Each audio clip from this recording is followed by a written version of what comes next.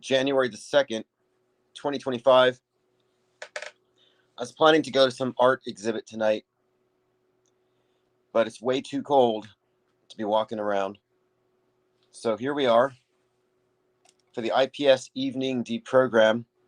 We're going to continue where we left off yesterday on a couple of things. We've had quite a few examples now of eyewitnesses from the recent fire. And some of the accounts seem to me very questionable. And I would ask if anyone who says that they think it's real, and largely because it's so shocking and they don't want to be insensitive. But if you think it's real, I would ask, on what evidence? What do you have as far as information that we don't? Or are you relying upon what the mainstream has told you? Because that's the primary distinction between auto belief and the skepticism of auto hoaxing these fake events, where we're willing to say, I don't know. I don't know enough to know that it's real.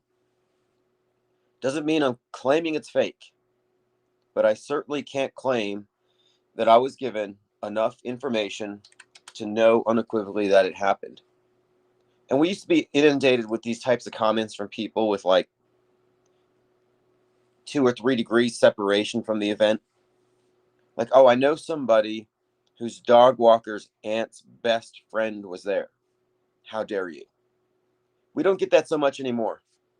And I believe it's because we push back. Because this is also a culture war, in addition to being an information war. And what the IPS think tank has done, and the reason why we have somewhat exiled ourselves and quarantined ourselves, is that we have been consistently pushing back at the prevailing Trutherville culture and rewiring everything. Like, oh, this framework doesn't work. These definitions, that these words have implied connotations that we can't work with. They have assumptions built into them. So we have been challenging things, challenging the establishment. And the truthers and conspiracy theorists don't think of themselves as the establishment, but they are. It's important to label things appropriately. So you've got the mainstream, which you think of as the establishment, but no, you have the alt establishment or the establishment friendly alternative. They are part of a duopoly and they are triangulated against one another. So alternative and mainstream opinion both represent the establishment. And so we've pushed back against the establishment and all of their terror propaganda. And now we're kind of at this point where we're engaging in real-time media deconstruction, unhampered by any of their bad habits. Like, we don't have to wait for them to finish crying and donating to GoFundMe accounts. No, we just go right into it. Is this fake? What's the wider media context? One of the reasons why I kind of paused as to whether I thought this last series of fires was real is that there were so many of them, which we'll get to, across Europe, the cathedral, then the Alps fire.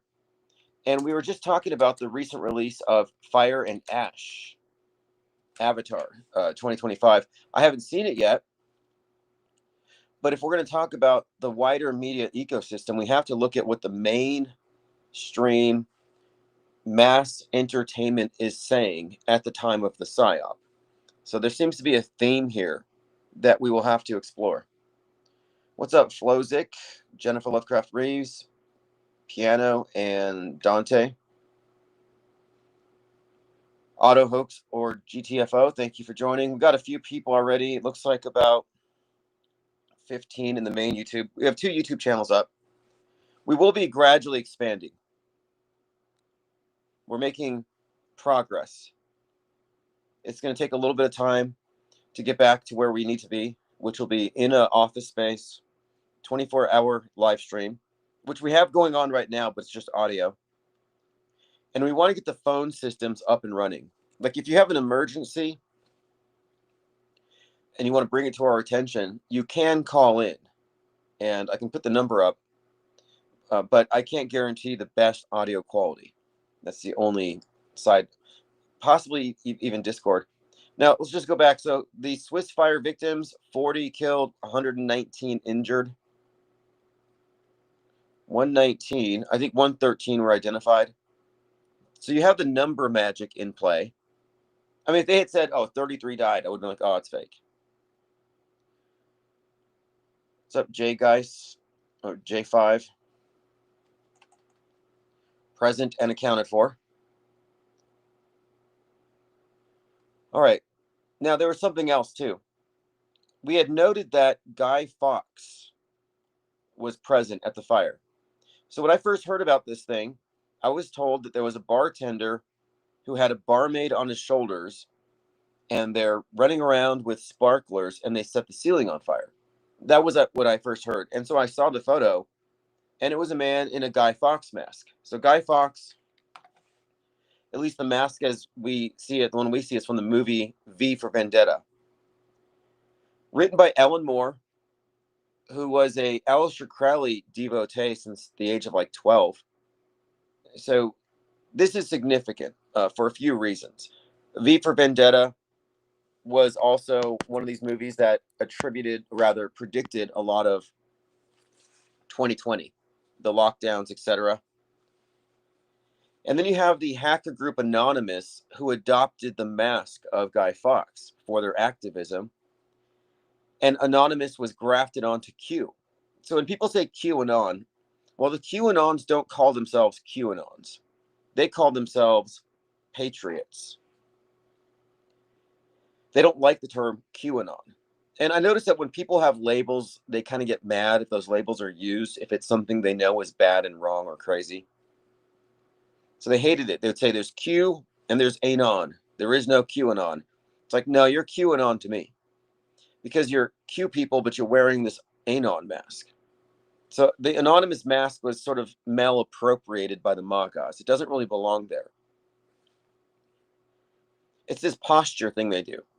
You know, these activists who want to wear masks, by putting on a mask, it makes it look like they're the underdogs, like they're oppressed. Like, I must wear this because the bad guys might find out who I am. Typical cry bully tactic. I'm not really in favor of people hiding behind masks, but now the reason why this ties into the story, however, is that Guy Fawkes Day is also known as Fireworks Night or Bonfire Night. So Bonfire Night, Fireworks Night takes place on the 5th of November, which relates to the gunpowder plot where Guy Fawkes was arrested while trying to explode the parliament. So bonfires and fireworks. And to celebrate the survival of the king, people lit bonfires around London. And now every November 5th, it's a bunch of people wearing those masks and doing effigies, setting fires. So this year starts off with the burning cathedral, and then you have the mobs of migrant youth. We're talking about throwing fireworks, and this is in France, you know, burning cars, fighting the police, Molotov cocktails. So you have fireworks as a major theme, fires as a theme, this historic cathedral burning, part of the theme here. And then we have the main story, the Swiss resort. So I don't think we can look at these things as disconnected. You know, Berlin burning down, fireworks, like bonfires everywhere. So the Guy Fawkes mask to me just seems kind of like a clue. We also talked about how yesterday tons of New Yorkers were shown an AI video of some kind of firework display that was going to be at the Brooklyn Bridge, where it looked like fireworks were going to be cascading off the side like a waterfall of fire. It looks really cool. I would have gone if I thought that was real. And they show up and they're just standing in the dark like a bunch of fools at midnight and nothing happens. And this happened in Birmingham 2 years in a row, people placing fake ads. So a bunch of AI videos went out there and fooled a bunch of people. What do you call that? I mean, are they gullible? Well, you could say they're gullible and you could laugh. But if you're still positioned within the world stage fictional universe, you live in a world of fiction and AI, and you're being trolled all the time. The difference is they kind of know it now. They found out. Full wolf supermoon tonight, says Swirling Spice.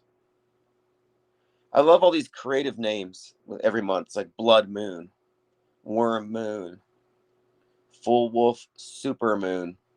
And they're always like, this is the closest the moon's ever been to us. They always like hype up the full moons. Kevin Mooring, what's up? Thanks for joining.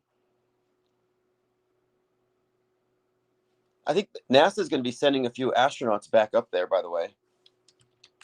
I was wondering, like, when are they going to finally do it?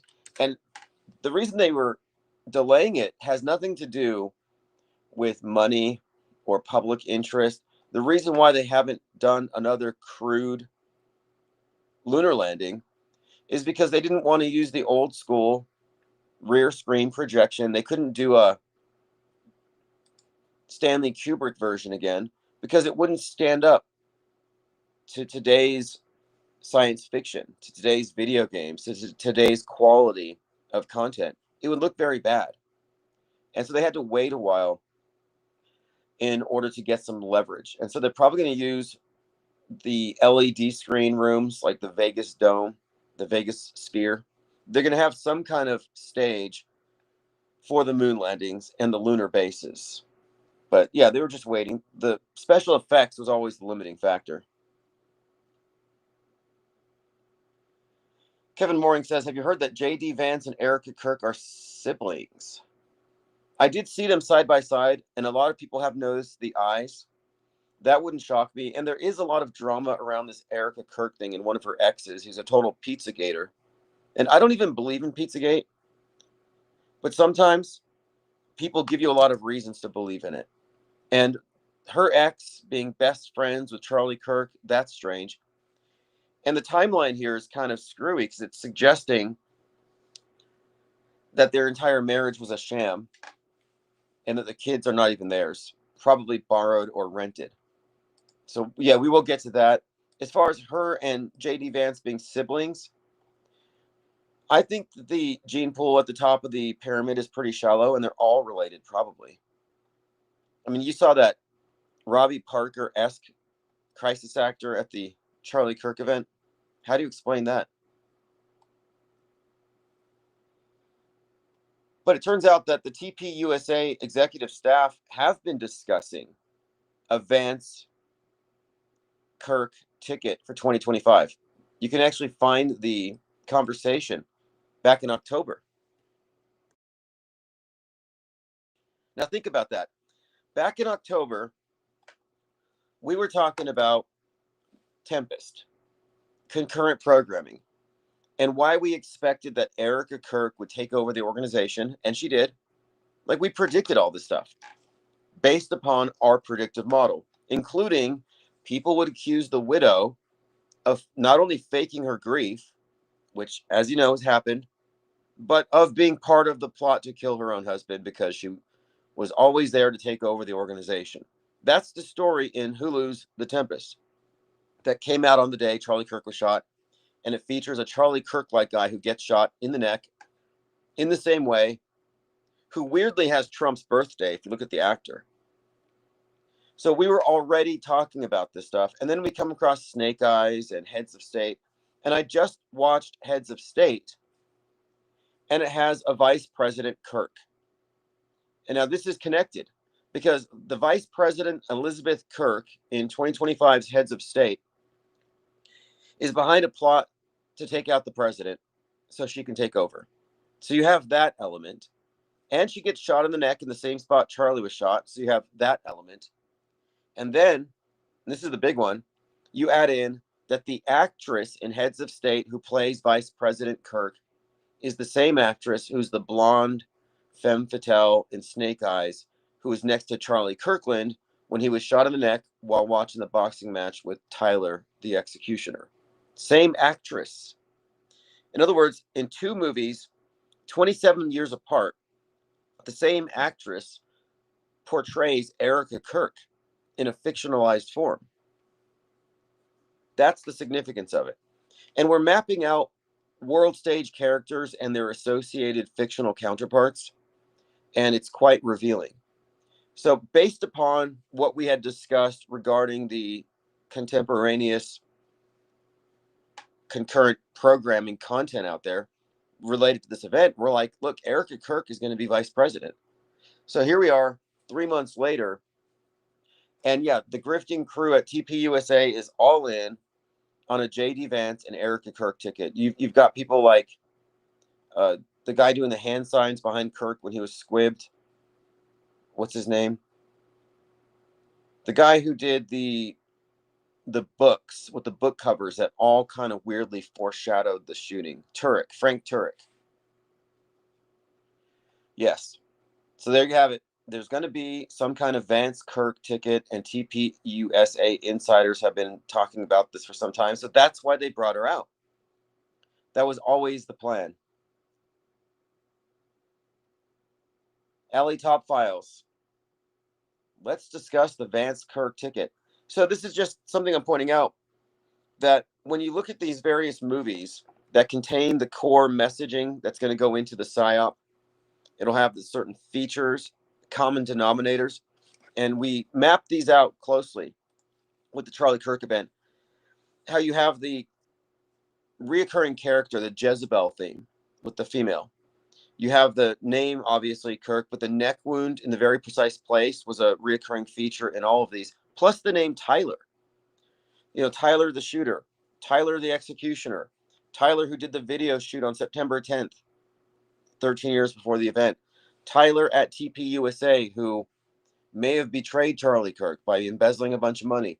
Then you have one of Erica Kirk's recently revealed exes named Tyler. So there's this reoccurring theme of the Tyler being the backstabber, the villain. But it's just very consistent. And so to have the same actress where Charlie Kirkland is killed in that one movie show up in another movie as VP Kirk after becoming president by taking out the president, you're like, okay, this all kind of tracks. So based upon this predictive model, what else can we extrapolate from what we have been shown? Well, for one thing, according to the Hulu Tempest series, we are awaiting some kind of nuclear submarine, some kind of Oppenheimering event of a coastal city, I think. So that might be next. But yeah, so we'll continue to dig into the J.D. Vance, Erica Kirk thing. I don't think they're siblings by the way they hugged. I really don't. And I don't think that Erica Kirk is having his baby either. Maybe, I mean, I guess they could be that way at the top of the pyramid, but every normie I know knows everything about Erica Kirk, and they think she's a villain and she's evil, and they get viscerally triggered when they hear that name. Like, how did that happen? Do you remember when she was at the memorial speaking after her WWE entrance, and Stephen Miller says, Erica Kirk is the storm, and everybody cheered? Like, she's the storm. And the storm is a code. Like, the storm is coming, the calm before the storm, Dylan storm roof, storm the Capitol. It's a big code word in the Q movement for the point where you rise up against the deep state. And they called her the storm. The Tempest is about the widow, who is, again, the Tempest is a storm, who's basically Erica Kirk in a parallel universe where she's from South Korea. And then you have Snake Eyes, where Charlie Kirkland dies. We talked about this one, but it takes place against the backdrop of a storm, Hurricane Jezebel. And then, if you recall, days after the event, it was reported that somebody had purchased a curse from the Jezebel witches on Etsy, a curse on Charlie Kirk. So that Jezebel theme saturated the story early on. What's up, P. Trippa? Dinah Southard? Kevin Mooring says Alex Jones is saying Candace is a man and got Erica Kirk pregnant. He is spiraling. No, I do see people in Twitter comments saying that Erica Kirk and Candace are both men.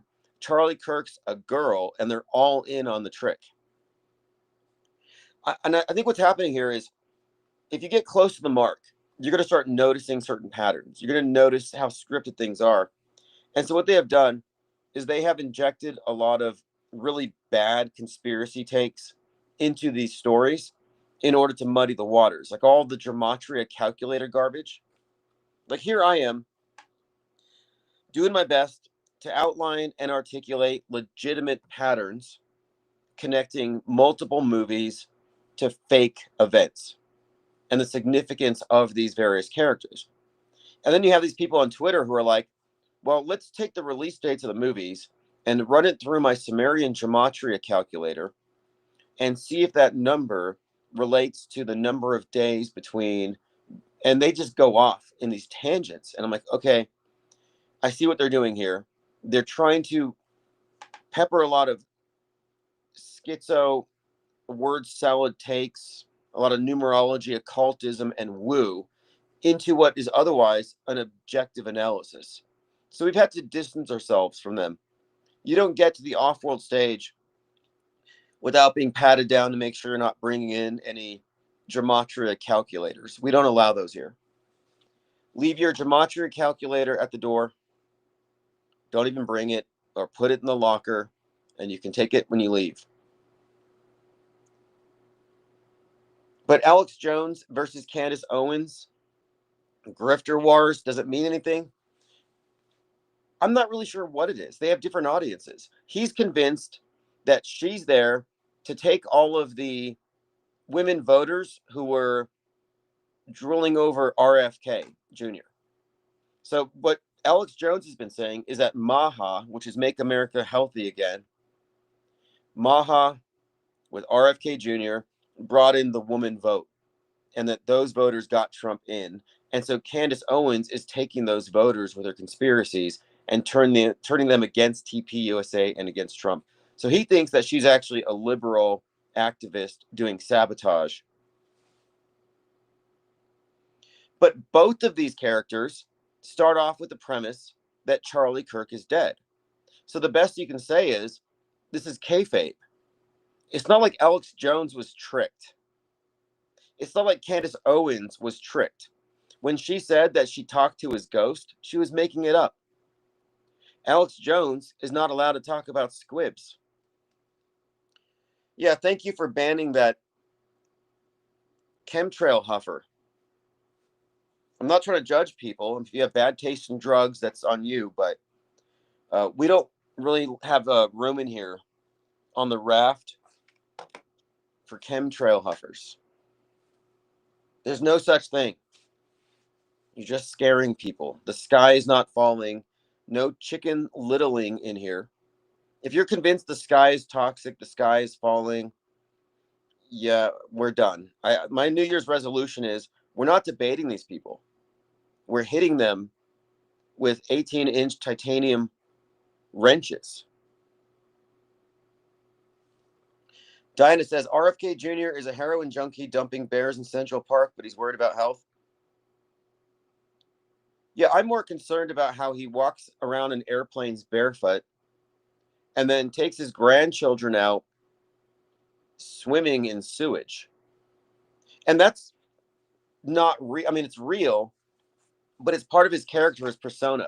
Natural immunity. We get our hands dirty. We don't need your government injectables because we're, still in nature. So he's this. It's just this character. It's actually almost parody at this point. What's up, Clockwork 113? Thanks for joining. And then he did dump a bear. He found a dead bear, and I think he was going to eat it, but instead he dumped it on a bike trail. And then the truth came out 15 years later. RFK was the Central Park dead bear guy. And didn't he also take a samurai sword to a dead whale, like a dead whale carcass? There's quite a few stories about him. some of it's pretty disconcerting. Pippi Langstruff, thank you for joining. All right, we have a pretty full raft here.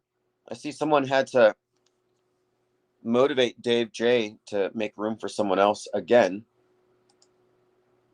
So the New York City mayor, Zohran Mamdani. Now we talked about him in the context of Dick Cheney dying, everybody invoking 9/11, and then they get this mayor, and to the right wing, not the woke right, but the neocon right, do believe that Muslims are terrorists. Whereas the woke right is actually MAGA ban. They're more or less in agreement with Islam in most ways. But anyway, this New York City mayor is the one who just had himself sworn in a subway. And we talked about the significance of the subway in the World Stage Theater. But he comes out on a video today. I see him on Twitter, and he's like doing his homework or something on the subway, just like some normal guy. 100% staged. But the idea here, and the subway is an interesting space, because the right wing claims if you go in a subway, you're going to get beat up unless Daniel Penny's there to strangle the homeless guy that's harassing you. And the left wing sees the subway, or in this case, they position themselves in the subway that, it's safe. And symbolically, however, it tends to represent the lower class. And the idea of an uprising would scare the elite. And so there's a lot of subway phobia that was being pumped into right-wing circles for the last few years. I picked up on this leading up to Daniel Penny's asphyxiation of Jordan Neely on the subway. Leading up to it, I said, why is my Twitter feed inundated with subway phobia? Every right-winger in some rural area, people like Tim Pool who live in fortresses, are saying, get out of the cities, get out of the subways. And get out was one of their repeated memes. Well, the movie Get Out by Jordan Peele actually has a lot of relevant predictive content for the killing of Jordan Neely. The character Daniel Penny looks just like the character from the movie. Same character, also with a penchant for strangling, and also does lacrosse. But again, the significance here was the subway. You had the right wing clamoring for a Batman to take care of Gotham, a vigilante. In fact, Marjorie Taylor Greene made that point, that we need a Batman, we need a vigilante. Donald Trump was associated with Batman by the whole Q thing. So the Batman right wing, Joker left wing had been well established. And if you look at the Joker story, like Jordan Neely, the Joker was a mentally ill person who slipped through the cracks. And his story really begins on the subway when he kills the rich guys. And the subtext of the movie is class warfare. And he's a mentally ill person who didn't have any advantages or privileges, fell through the cracks. The newspapers all said, kill the rich. He inspired a gang of lookalikes to put on masks and go after cops, like Luigi Mangione did. Luigi Mangione is another class warfare hero. From the left's point of view, he's a hero. Not a coincidence that Mangione, who is Joker coded, gets thrown into jail, as Daniel Penny, who is associated with Batman, is let out of jail. So the significance of the subway here in the context of psyops is it's the lower class, and it's basically the reason why I think this mayor had to be sworn in there, because he represents the opposite of what these right-wingers wanted. They would rather have a mayor Daniel Penny. So this person, though, this mayor comes out and he says, quote, we will replace the frigidity of rugged individualism with the warmth of collectivism. Now, this is interesting. Of course, one of the dynamics in the Joker movie is that Batman is rich and privileged, and that's why he's got all these great toys, whereas Joker is mentally ill and not getting the help that he needs. And so he's seen as actually a hero because he's one of the oppressed. When he killed the rich guys, he was seen as a hero because he's fighting in a class war. Same thing with Luigi Mangione. Like, well, that's not cool. You murdered some guy, probably with children. But the left wing can't stop clapping like a bunch of seals because to them, this was a victory in the class war.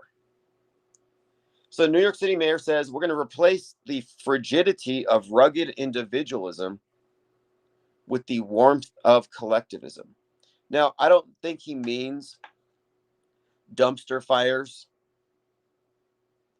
and looters when he says warmth of collectivism, but you can kind of get the angle here, his positioning, collectivism versus individualism. Individuals who are, capitalists, greedy, are ruining the world. They consistently make, and they've done this since the No Kings protests. The last year, the No Kings protest has all been based on this idea here, that we need to get rid of the rich, the individuals, the Elon Musks of the world, who contaminate entire systems with their space junk, with their memes. We can't just let anybody take that much power from the collective just because they're rich. So that's one of the things they've been talking about with this this way they frame Elon Musk with the No Kings protests. And remember, after Luigi shoots the CEO, it was like guns out for Elon Musk. Teslas were being attacked. People were scratching Tesla cars. Then you have the Green Beret in a cyber truck blowing it up outside of Trump Tower.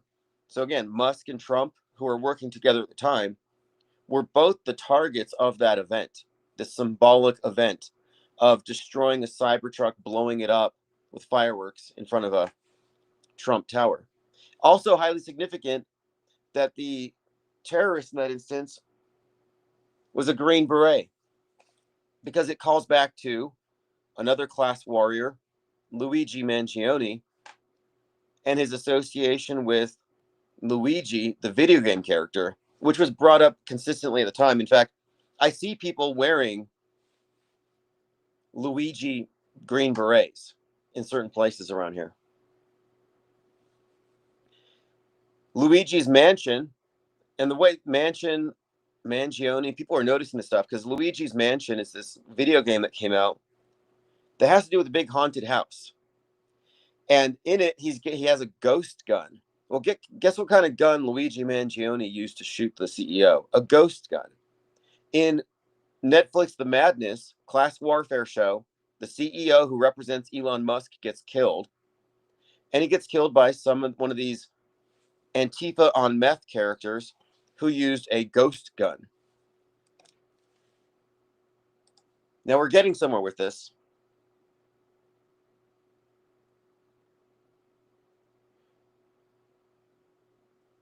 Auto Hoaxer says, wokesters are mad. Cameras caught Luigi so quick, but they couldn't catch the New York serial killer. Right. Interesting point there.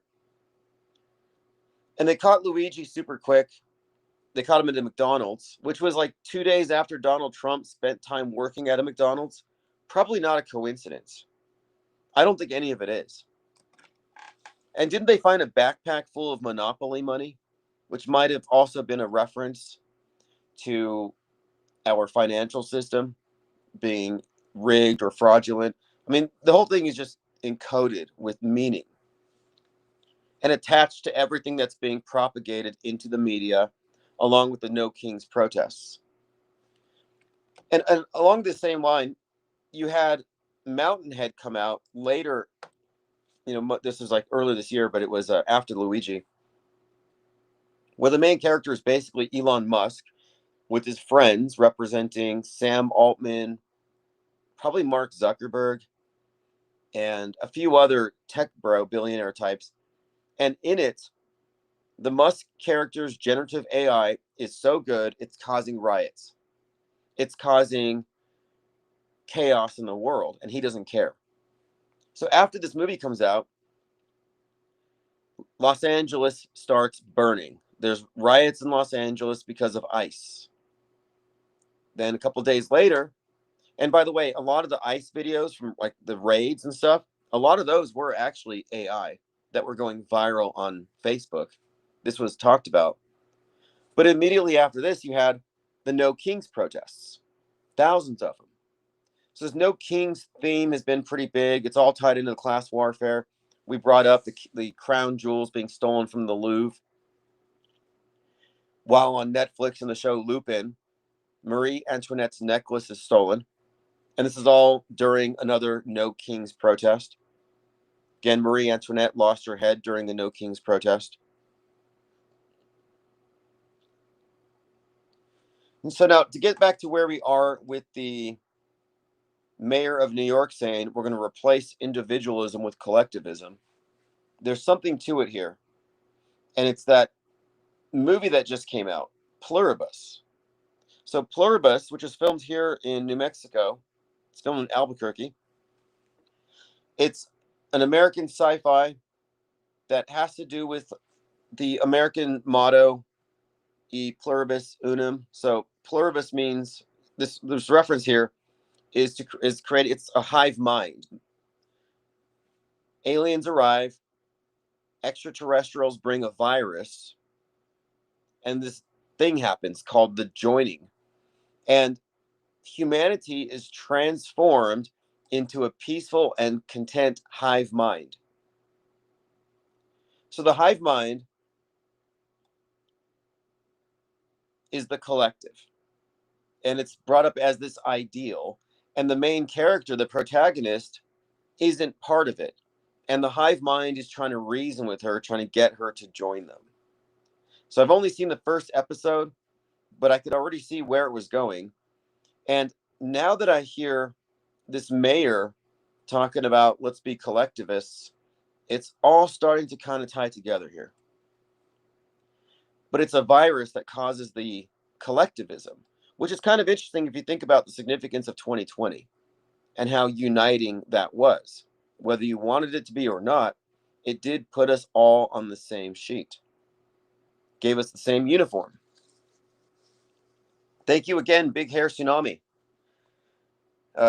You got the Dave J. Swatters. Got one for Good Old Fashioned, Into the Break, the Victor, A Newful, Kjo, Sprightly Sprite, Zetetic Mindset, Critter Fest Sanctuary, The Ascending Ancient, Dynamo Hum have all received blue wrenches. Anonymous says, wait, so if I have a wrench and get gifted a membership, I don't know how your name turns green. You get a green, I think if you become a member for a certain amount of time, you get a little crown or something. I have to look into it. You have an icon of a burning penguin. But the blue wrench is key. If you don't know the history of this channel, this is the 150th or so YouTube channel. We were being consistently banned from 2017 to 2023. And I managed to finally put a stop to it. But it was because of a stalker who was masquerading as me with YouTube's legal team, claimed content controls. He claimed rights over my content, my voice, and would have us shut down regularly. But when this channel started, we were so inundated by trolls who wanted to disrupt the conversations that I decided that I couldn't moderate the chat rooms. We used to have at that point 500 people, 300 people. It was always large numbers. And the chat would move so fast. And it'd be a lot of people who just don't have a clue or are being deliberately disruptive. So what we would do is we would issue out blue wrenches to everybody who had been vetted. So if you're vetted, you get a wrench. And your objective is to maintain peace and tranquility in the chat room, take out anybody who doesn't belong. JS says, please don't talk about the fire in Switzerland. A young woman died from the UK. Yeah, there was also a soccer player who was in there who didn't die. But again, when we had 400 people with the moderator wrench, nobody could get in. Nobody could get a word in. somebody would step in, they would get whacked. And now this sounds bad, but it's actually not, because there was a process. The process was, if you're serious, email me at Infinite Plane Society and say, get me out of the dungeon, give me a wrench. So if you emailed me, I would ask you the question, how many people died at this event? And if your answer was anything other than 0, you would be ignored. But if you said 0, you would get a wrench. And so we started vetting people. So we had an all auto hoaxer audience. And the people who couldn't get in had no voice. And that is what started this whole think tank. It was actually not an echo chamber, but a platform that had standards. We did this before YouTube started making it possible to sell memberships and have members only chats. But we were the first ones to do it. We had members only chats before YouTube did. I think they stole the idea from me. So the blue wrench has always been one of our primary symbols. It's a symbol of order. An armed society is a polite society, and if everybody has this, we can maintain, this sense of decorum. And many people here have been carrying wrenches this entire time on the main channel. People used to send me blue wrenches in the mail. I was thinking about this today. When this channel started, we had a larger following. You can look up the New Yorker article, Looking for Life on Flat Earth. The New Yorker wrote about us. We had the world's greatest daredevil part of our team. We were doing billboards.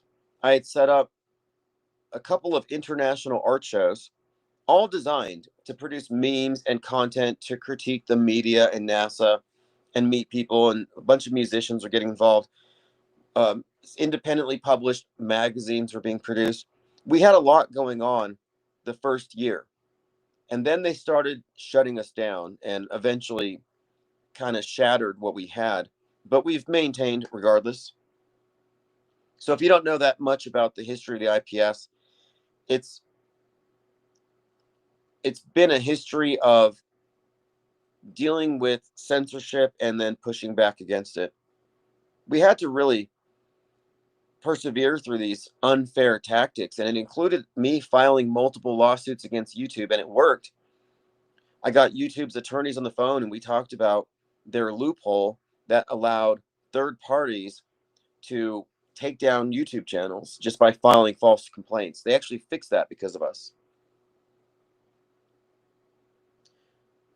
Igo Dago says, it's the second day of the new year. So much has happened already. Tomino says, kind of like the New York fire plane the other year. Yeah, we'll get back into the fire thing. I still don't know what the agenda is, but there's some things that have been coming up, and it may have to do with DNA or IDing, because there's a number of people that are having the trouble IDing. Now, there's a lot of videos coming up also showing these teenagers, and these are like teenagers getting drunk, and they're recording the roof on fire. The roof is on fire. So they're recording it, they're laughing at it, they're not taking it seriously, which looks very bad and unusual. And people are kind of riffing off of this. Like, are we that detached from reality that we lost our instinctual dread of fire? JS says, on this one, I totally disagree with you. What do you disagree with me on? I'm saying I don't know if it's real. I don't know if it's fake. But if you know it's real, what is your evidence? What is your special insight? Because as a skeptic, I'm required to suspend judgment until the evidence supports the claims. Meanwhile, the evidence that we're examining, the footage around it, at points seems to maybe go in the other direction. But then again, we're talking about the wider context of fireworks being the theme, the Guy Fawkes mask and fireworks being used, bonfires, the burning cathedral, and then the cities across Europe where gangs are engaging in firework riots with the police. So that you can't say that there's not a lot of fire stuff out there at the same time. So there's this dramatic element to it. That burning cathedral, was it the Vandenkirk? It looked like the Eye of Sauron. So, I mean, you can disagree with me, but what are you disagreeing with? If I haven't said that I know it's real or I know it's fake, what are you disagreeing with? Are you disagreeing with my position of suspending judgment? What exactly are you disagreeing with if I have a non-opinion? Like, I don't agree with your absence of an opinion. Like, I'm suspending judgment. So again, you don't have any basis for disagreeing with me, but I could be justified in disagreeing with you in claiming that you have enough information to know it's real. If what you're going off of is what we are going off of. Another thing too is context. If you're not psyop aware, if you're not aware of media fakery, then your opinions are invalid anyway. For the purposes of these discussions, if you don't know you're operating within a fictional universe, if you don't know how much of history itself is a construct and how fake news becomes permanent as fixtures in our fake history, then your opinions don't actually have any clout here. Like, we can just disregard them. So again, I'd be curious to know what you disagree with me on, unless you just disagree with skepticism. If you disagree that we shouldn't rush to judgment, what we do here is we respond. We don't react. And they give you enough information to react, to cry, to get angry, to get emotional. But responding is a little more calculated and informed. Tominoid says Quasimodo predicted it. You mean Quasi-Luminous or Nostradamus? The Nostradamus thing is a great example of the Texas sharpshooter fallacy. The thing that really debunks the numerology calculators. If he really predicted anything, we would know in advance. Oh, on January 1st, 2026, these fires will happen as per Nostradamus. But no, it's always after the fact. They retrofit. The Texas sharpshooter fallacy describes a situation where a guy who's not a really good shot fires all his rounds and then draws the target after the fact when he finds a clump of hits or a clump of bullets close to each other. Then he's able to make it look like he's a sharpshooter. He says fireworks in Berlin, Netherlands, and other parts of Europe were caused by immigrants that caused unrest. Yeah, that's what they're saying. Migrant gangs, immigrants, youth. Yes, that's true. And I'm saying that those are relevant. Those situations are, and all the burning cars and all that fire is very consistent with the overall theme, starting off with the burning cathedral and then the burning ski resort. Started with fireworks, started by a person in a Guy Fawkes mask who is celebrated every year with fireworks and bonfires. So if you don't see the pattern here, you're not paying attention. You have to decompartmentalize and not look at these as isolated and separate incidents, but part of a concerted message. And then also, Plain Decoded says, with all the Cheney stuff, I'm looking at 1-9 or 119. Well, they say 119 were injured. And the Dick Cheney thing, of course, 11/3, very significant date in that story, especially for the architect of 9/11. But that was followed by nonstop 9/11 style psyops and messaging. And that's how this mayor got dragged into the conversation. But the month of November ended with the hotel fires that looked very 9/11-y. The Hong Kong high-rise fires, the burning towers, major theme.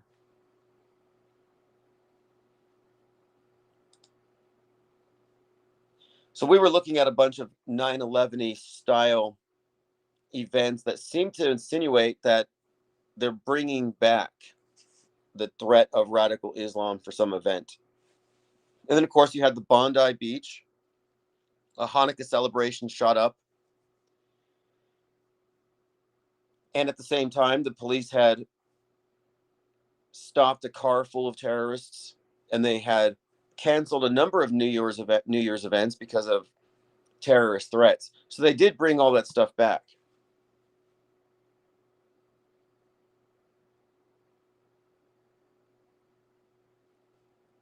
All right, so let's continue here.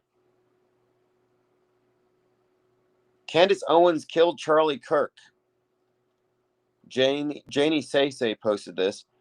She must be the prime suspect. She has motive. She's celebrating his death. Now, there is something to this. She did gain a lot from it. And this was posted on New Year's Eve. Hell of a year, beyond grateful to all those who turned this into the #1 podcast globally. Like, what do you think about that? You think Candace Owens did it to boost her podcast? Regardless, the fact that her podcast is #1 globally tells you one thing. The alternative establishment wants you to think someone other than Tyler Robinson killed Charlie. The alt establishment wants you to believe that. She's alternative establishment. The alt media is not anti-establishment. They're not challenging it. They're part of it.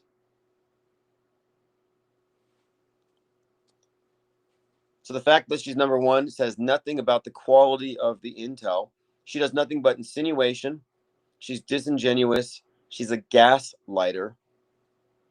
And she makes conspiracy theorists look crazy, which is also part of the gig.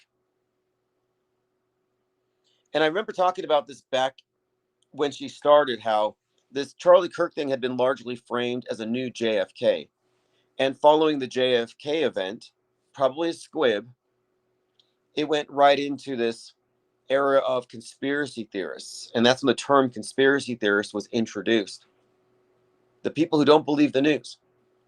And so I think they needed to reboot the notion of mainstream versus the conspiracy theorists, and that they're all crackpots. And so Candace Owens is serving that role.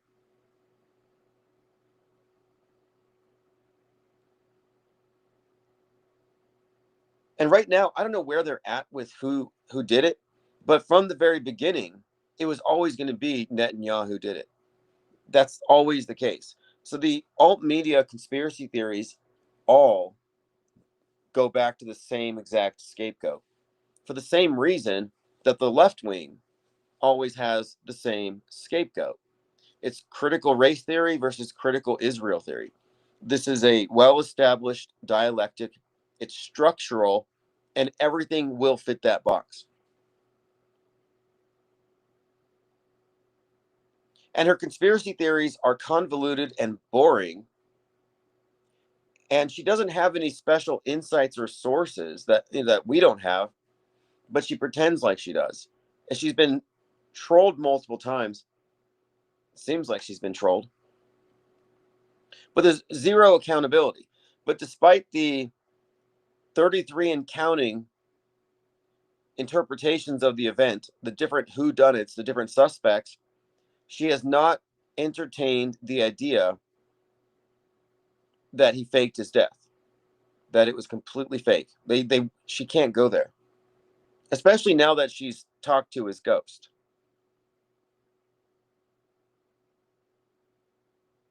But she's artificially propped up, as they all are. And we were talking about the propping up of Nick Fuentes, along with this looks maxing thing, which is a very bizarre development. And looks maxing did arise out of the incel communities. But it's a typical thing within the manosphere. They have this certain type of an ideal and how you should look this way. And they're really big on techniques to improve jaw lines and hair and all that. And like, what does it have to do with anything? Why is this infertile 19-year-old look smasher who used to smash his cheeks with a hammer to make them thicker or something? What does that have to do with defending America, with America first, with white nationalism and trad wives and MAGA. It seems like a diversion. But I think the reason why is pretty simple. Nick Fuentes was early on the scene. He was probably groomed by Ollie Alexander. So there's this pool of people that were brought in to specifically reach the youth. So Nick Fuentes was always reaching the youth on the right, trying to get the pro-Israel into this anti-Israel stance. So you have the mainstream right and the woke right. So he's reaching the youth. He's on the right. He's reaching the 4chan racists, etc., pandering to them. So he's always been targeting the youth demographic. Well, that's why he and Charlie Kirk were competitors or enemies. Before Kirk was squibbed, Nick Fuentes was always talking about taking him down, taking his audience, beating him, because TPUSA was also reaching the youth, but they were the mainstream pro-Israel side. So between these two, they have significant roles because they're reaching the youth. So they're recruiters, basically. They are the spokespersons for these demographics. So the reason why, just to get the point of my bringing up this Looksmaxter guy, the reason why Nick Fuentes is always around these like TikTok, popular influencers is marketing. It's cross marketing. A Newful says it has to do with the incel or ugly guys that can't. No, the incel guys. Incel means involuntarily celibate, but that's not really the case. They are celibate for the same reason that suicide bombers are celibate. Islamic suicide bombers are essentially engaging in a holy war, and they're attacking the enemy, the great Satan, the West, because it has corrupted their women, and their women are no good. They're feminists. Well, that's the attitude of the groypers, of the far right, of Nick Fuentes. The reason why they want trad wives, the reason why they're incels, is they feel like feminism has ruined American women. That's why all of the right-wing influencers want to get rid of the age of consent. Nick Fuentes has quadrupled down on this point. He's like, if you let them get out of high school and into college before getting them pregnant, they're going to get careers, and you're not going to be able to control them, and they're not going to make you sandwiches. So they're completely anti-feminist, and they feel like American women are therefore unsalvageable unless they return to trad values. And I don't think I've seen any go that route. This is where you get the MAGA ban from. And I watched this emerge. This is not organic. This is completely fake.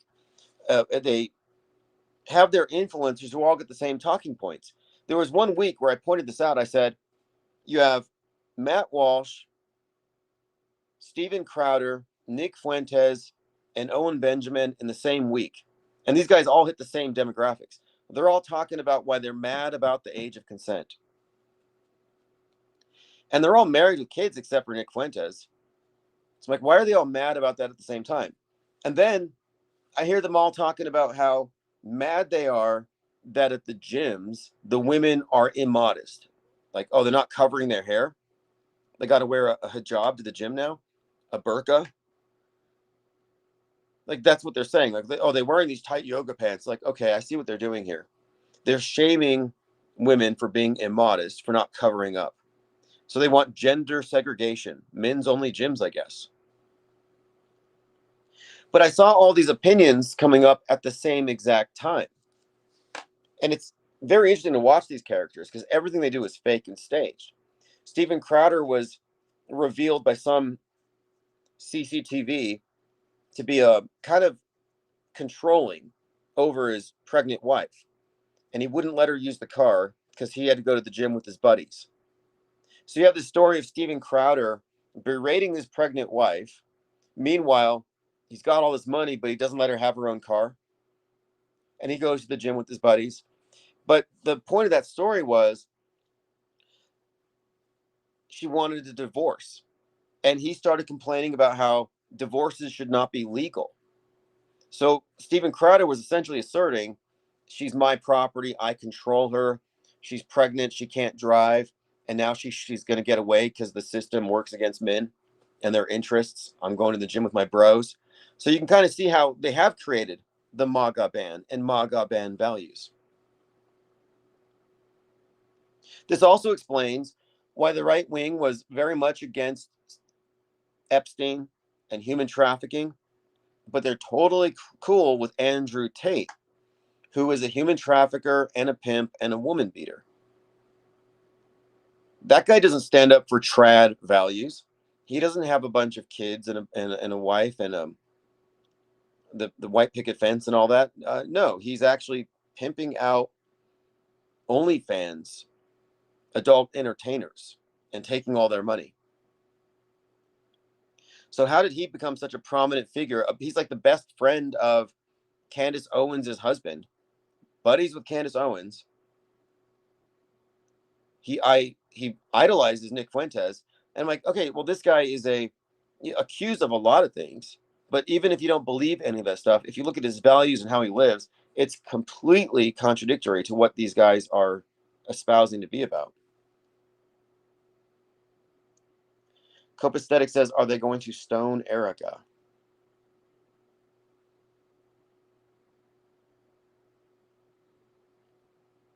JS says, Islam Muhammad picked a child at 6. Yeah, that's true. And that's what I'm saying. The woke right type have talked about lowering the age of consent to control women. That's why we call them the MAGA ban. They're basically, the woke right is basically adopting the values of radical Islam. And this is why I said that the incels are like Islamic suicide bombers. You see the connection there? Sexually repressed against Western women. They want to blow themselves up and get their virgins in heaven or something, which sounds like hell to me. 72. The incels are seen as heroes and saints if they take out a bunch of people in this fight. Like Elliot Rodgers was a manosphere incel. He was actually the son of the cinematographer for the Hunger Games, which is very interesting. And I think the author of the Hunger Games lived in Sandy Hook, which is also interesting. But Elliot Rodgers was one of these internet influenced manosphere types who felt like Western women were evil, and he shot up a bunch of sorority girls, if you recall.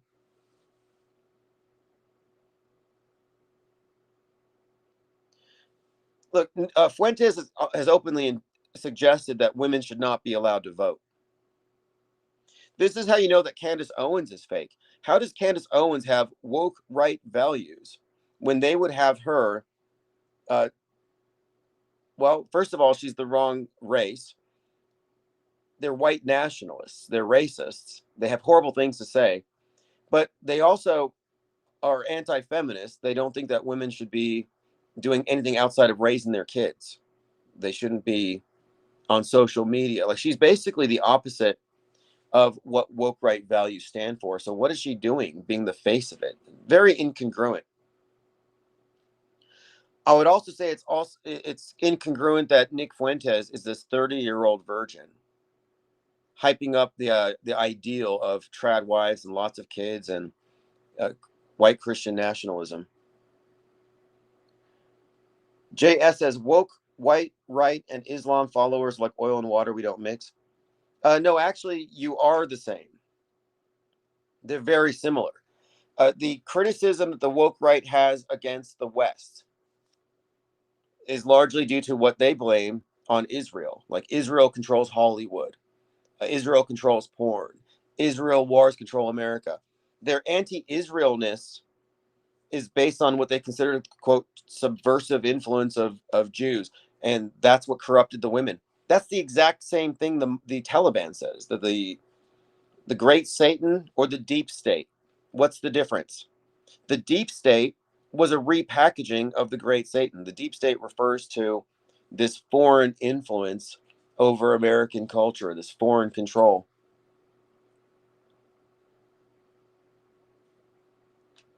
Because of its corrupting influences. It's the same exact thing.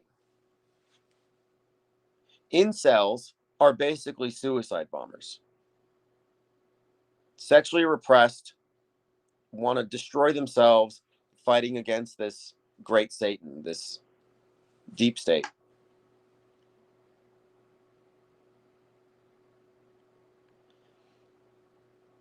Now, by the way, didn't Andrew Tate convert to Islam?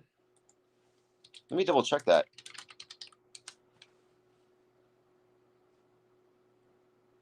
Yes. Yes. Despite being consuming alcohol. I mean, I don't know if he still does.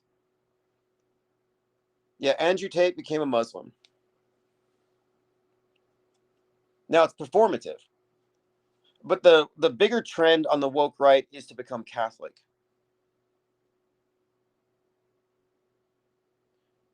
Igo Dago says, fact is, there is no God or hell. Well, you say the fact is.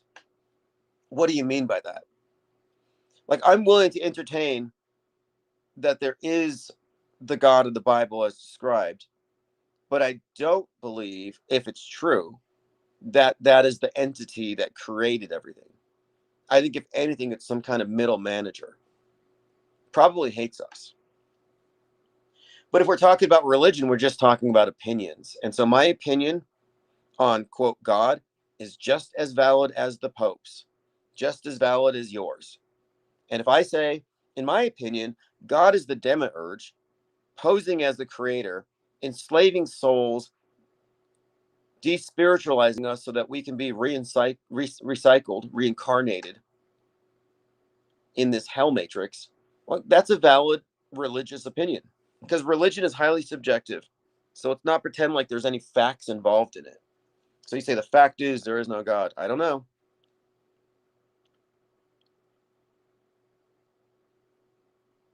And these are pointless things to debate about anyway.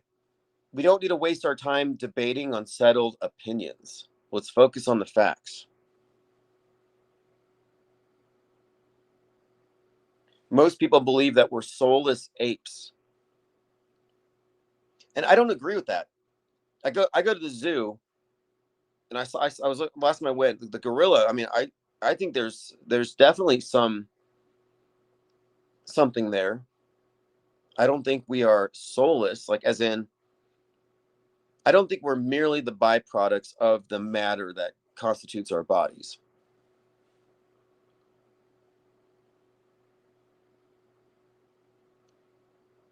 I saw this AI video of someone doing a tug of war with a gorilla. In real life, it wouldn't work. Last time I was, one of the times I was there, one of the maintenance guys at the zoo was wearing these dark wraparound sunglasses, and he was making some kind of a face at the gorilla, who was just calmly sitting there meditating. And it leapt at him and it growled. I mean, it was so loud, it like vibrated my rib cage. Unfortunately, it couldn't get over the wall and rip that guy's head off.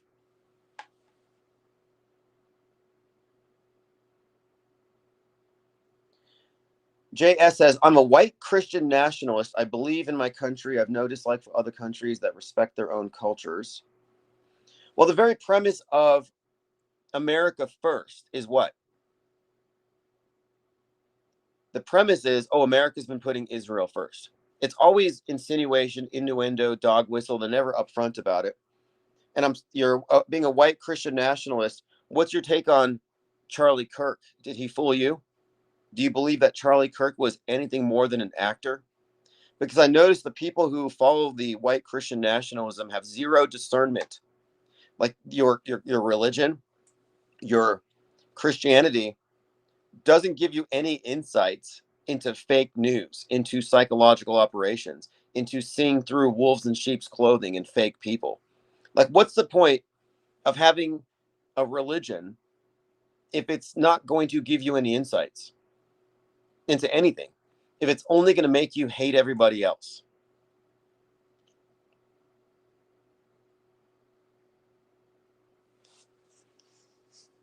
Kevin Mooring says, what's your take on Trump saying this will be your last Christmas and Alex saying there will be no Christmas in 2026? I have not heard that. I'll have to look into it. Last Christmas. What does that even mean?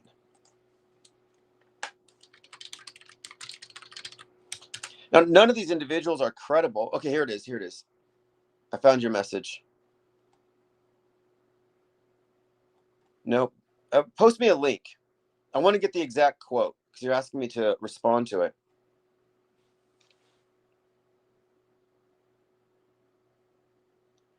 A Newful says, we destroy our soul because we eat meat, dairy, and eggs only by by stopping. So we can't have dairy and have our souls back. Okay.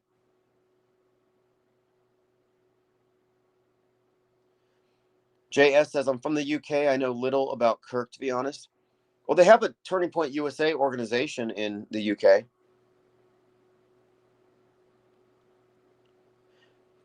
But anyway, you've had enough time. Are you saying you don't have an opinion? Do you believe that Charlie Kirk was real? Do you think he's dead? We're asking JS, who's a self-professed white Christian nationalist. Like, I appreciate people who will admit the box that they're in. Like, that is your perspective. I can understand your perspective. Perspective is everything. I don't need to know somebody's beliefs. If I know what their POV is, I can tell you what their beliefs are. It's very consistent. You probably are taking regular J pill, regular dosages of the J pill. Do you believe that America's government is controlled by Israel because Epstein recorded a bunch of politicians on video doing bad things?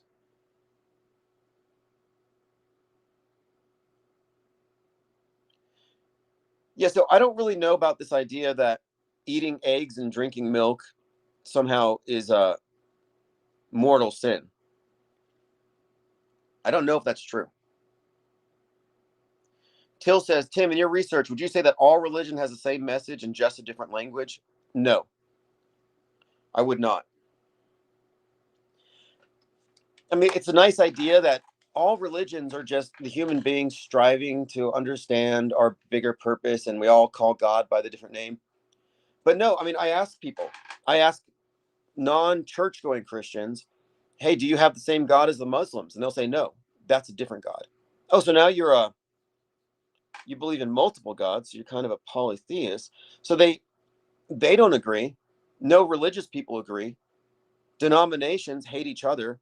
Most Christians online will say that Catholics aren't Christian, that Mormons aren't real Christian. Some will say that Catholics are Satanists. Some will say that Pentecostals are devil worshippers. So no, I don't think there's enough uniformity to say that they all have the same purpose.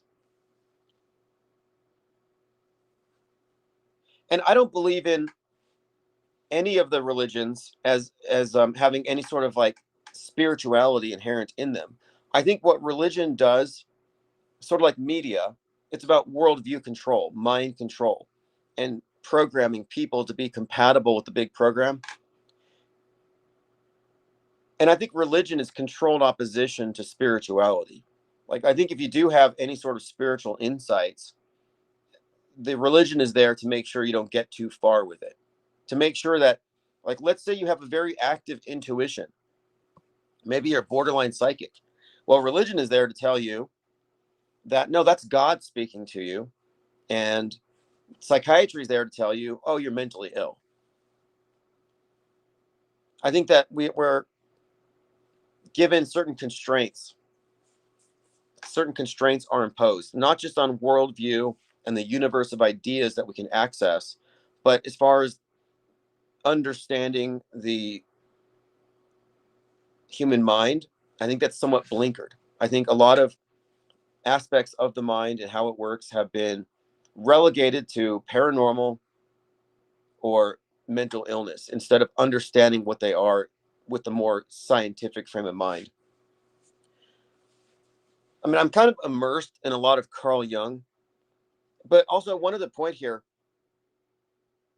I do think, so I'm not an atheist, but I do think that spirituality is something that has to be directly experienced by individuals. You can go to church, and your experience is going to be the result of being around a bunch of people. It's the music, it's the socializing. There's a lot of contrivances in religious ceremonies that are there to foster this sense of belonging to a collective, but I don't think it's the same thing as spirituality. I think it's very manipulative.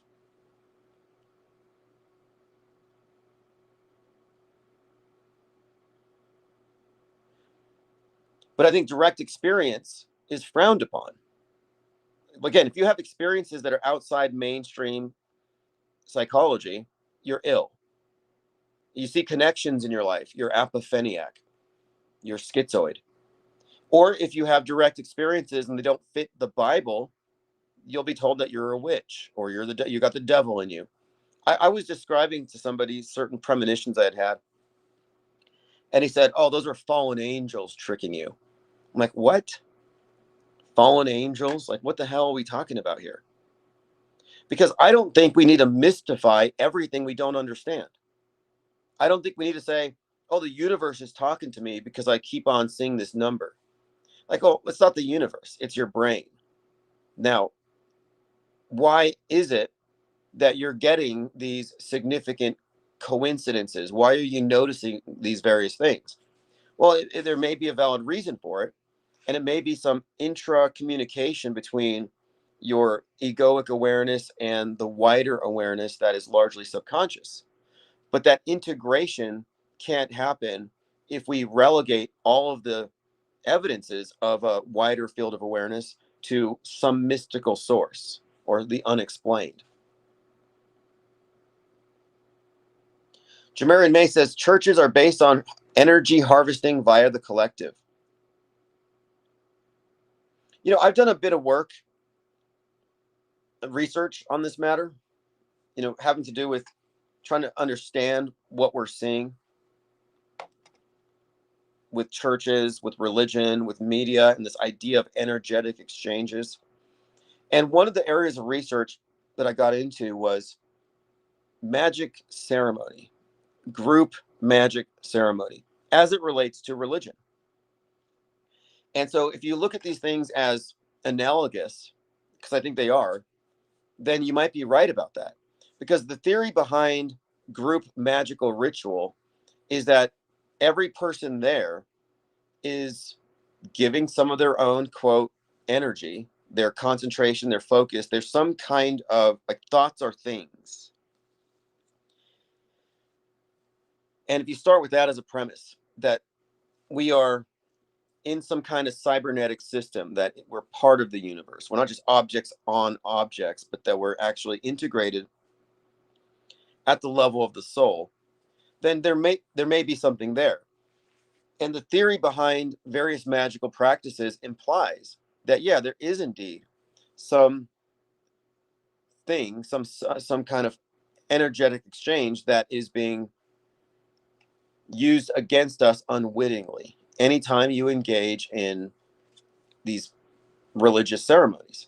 And looking at magical ceremonies, they're no different. The difference is one of them is consciously aware that they're channeling their energy into the outcome of the ceremony, the priest or whatever, and others believe that they're giving it to, quote, God. But what's really the difference here? Structurally, they're the same thing. So I am inclined to think that, yes, your soul is being extracted. But where is it going? That's the question. Where is it going? Well, according to a more Gnostic approach to this, a Gnostic model of the world, you would likely conclude that it is being somehow taken out of you and empowering the system that you're in, that your soul is being converted into some source for the material world, which is actually a soul trap.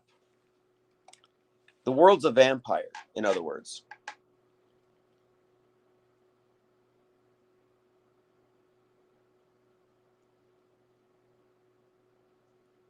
Continuing here. Somebody used the word louche. Now, the word louche has an interesting origin. I looked into this as well as part of this, but it's a useful term. People today use it to describe the energetic exchange. Like when people are experiencing a psyop, there's this idea that emotional energy is actually being harvested. So in the Gnostic concept of the world is the creation of a false god, or rather a deity, an entity that identifies itself as God. It identifies as God, and you worship it as such. But it controls the world through its archons. So the archons are essentially the prison wardens of the matrix, and the archons are the ones who are feeding off your energy.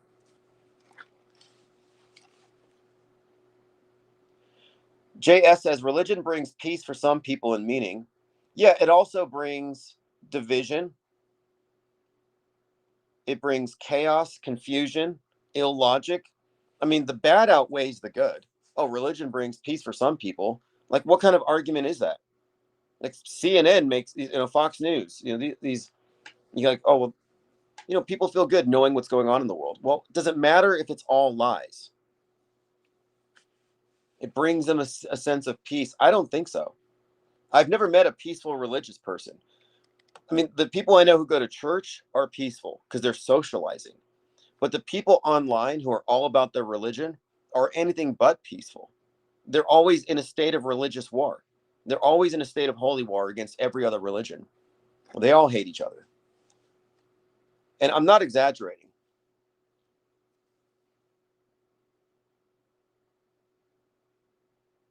So no, I don't think that because it brings peace to some people, like, yeah, okay,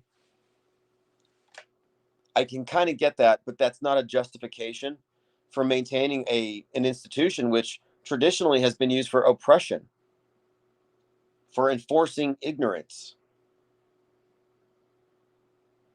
Did you see that painting that was done at Mar-a-Lago? They had some painting of supposedly Jesus, but it looked more like Melania. But it was a blue-eyed Jesus. Yeah, here it is. A $2.75 million painting. It was auctioned off. Trump auctions off a Christ painting made in 10 minutes. So it was a live painting at their New Year's Eve party. A 10-minute painting of Jesus that looks like Melania with a beard and has blue eyes.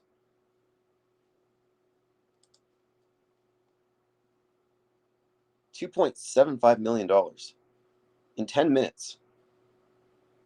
JS says, when you die, your soul is free to go where it wants. That's a nice idea, but I think it depends. I think that if you live, I look at the human being as precariously balanced between these two extremes, our origins and our present disposition. So are you matter or are you soul? We're kind of in the middle. And if you lead your life dominated by your beast aspect, your animal aspect, which is primarily concerned with terrestrial survival, you get one result. And I think if you live with the awareness that your body is a vessel, a vehicle, a temporary one at that, and you live at the level of I'm a transcendent being, I have a soul, there's a higher purpose, you get a different result. One of them is living in the now, the other one is thinking long term, eternity. And in the Gnostic concepts, and there's a few of them, the purpose of this matrix, of this world, of this prison, planet, whatever you want to call it, the whole point of it is to get you to lose your spark, to forget your soul, and to live as an animal. Because then at the end of the road, you die as an animal. You die and you get absorbed into the darkness. If you think back to the image of Anubis weighing the heart against the feather on the scales, at the end of your life, they weigh your heart against the feather. If your heart weighs more than the feather, you get thrown into oblivion. You get recycled. You go into the darkness. You lose your soul. But if the feather weighs more than the heart, it means that you lived correctly and you get immortality. So in the Gnostic concept, Gnostic means knowledge. If you don't attain knowledge of your higher self, you lose. The world wins. The house always wins for most people. This would explain why the churches, which someone had said, it makes people feel comfortable. Religions make people happy and peaceful. Well, the religions have killed off all the Gnostics. I wonder why that is. Murdered them. You ever heard that expression, kill them all, let God sort them out? Kill them all, let God sort them out. Now, I'm not saying I believe this. I mean, I understand we're talking about history. It's mostly stories.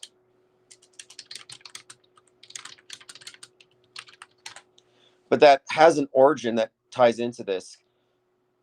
It's attributed to Arnold Amalric, a Cistercian abbot. Okay, here it is. The 1209 massacre against the Cathars. So the Cathars were a Gnostic sect.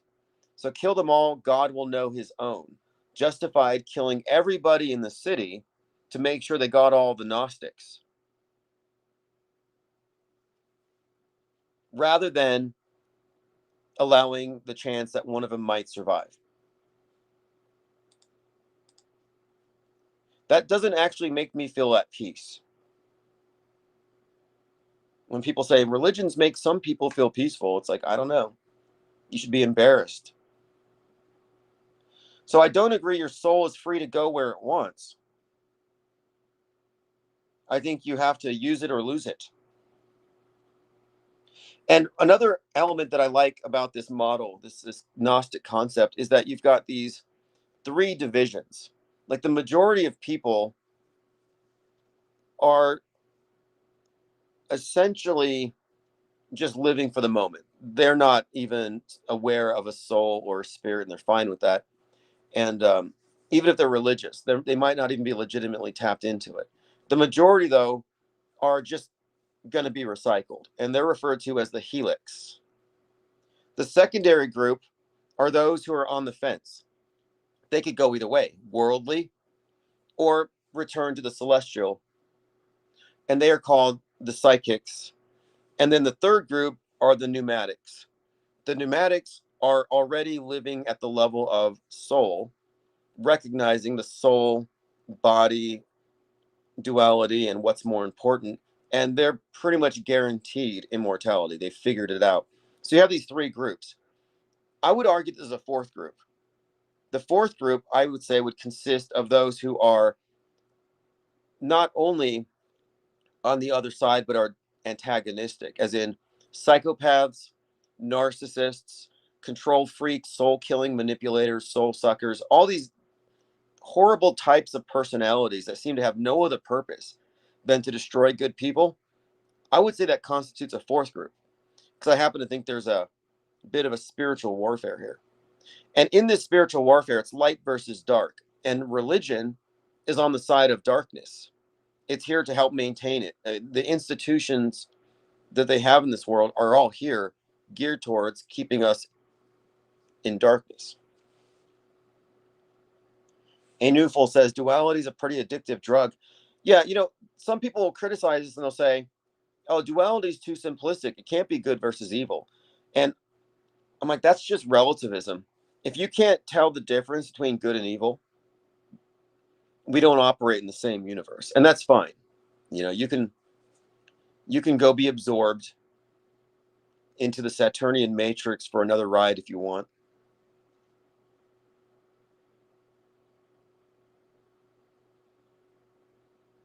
Restream says that sounds like Islam. Actually, it doesn't. Not even close. I mean, unless you're talking about the religions being institutions of darkness, yes. I mean, the black cube that they all run circles around, the black cube symbolism is prevalent throughout all these movies. Why is that? What's with the black mirror? your iPhone, the black cube television altar in every household. The black cube is the symbol of this realm, the material world, and all the religions worship it. I would say that even, well, every Abrahamic faith, all these religions are all essentially oriented towards Saturn. Not that they quote worship Saturn, but Saturn's boss here. You see this in all the movies. The Design Authority in Megalopolis, the Strangers in Dark City, the Agents in the Matrix, the Men in Black. You have this reoccurring theme of the controllers of this realm, always in black with the black rimmed hats, who control time and space. Well, I can show you that, yeah, indeed, they do control time. We're living according to their timeline, which is completely made up and manufactured and fictional, but we live in it. They control it.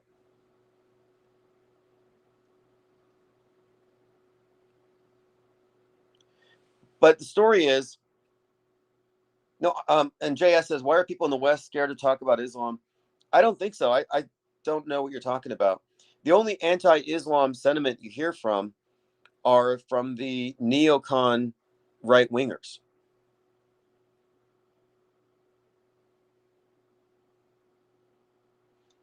But I don't think that Islam is any different than any other religion. I think they're all equally valid. I mean, they're all equally wrong. They all serve the same purpose, but I mean, they're all the same thing. They're all attempts at people to consolidate worldviews and have some all encompassing explanation for how things work. But they've been phased out. The new religion, the one world religion that beat all the other religions, is the media. The church of state is mass media. That's why I'm saying the black screen, the black mirror, the monolith, the black cube symbolism, the whole premise here is simply that it's through syncretism. We have the same basic religions, but they've been amalgamated into this one big giant meta religion, which is dressed up with enough science fiction to appear to be based solely in science. So people don't know it is a religion, complete with myths and miracles and martyrs and all that.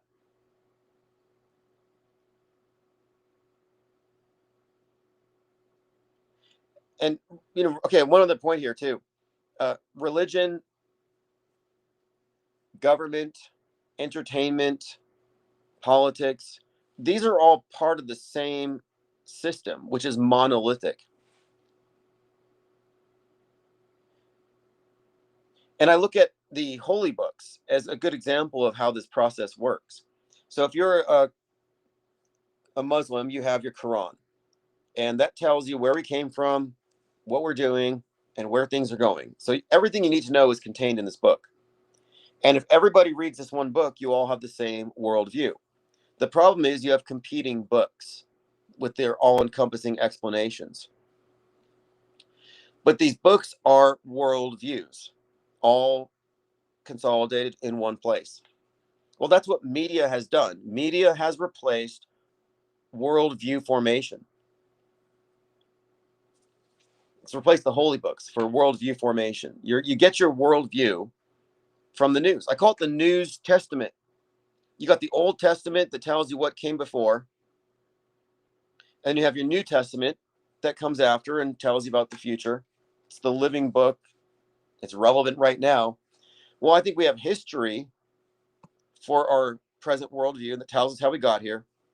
And then you have your news, which tells you where you are now and where it's going. So the News Testament is like a new Bible. JS says you need to believe in something.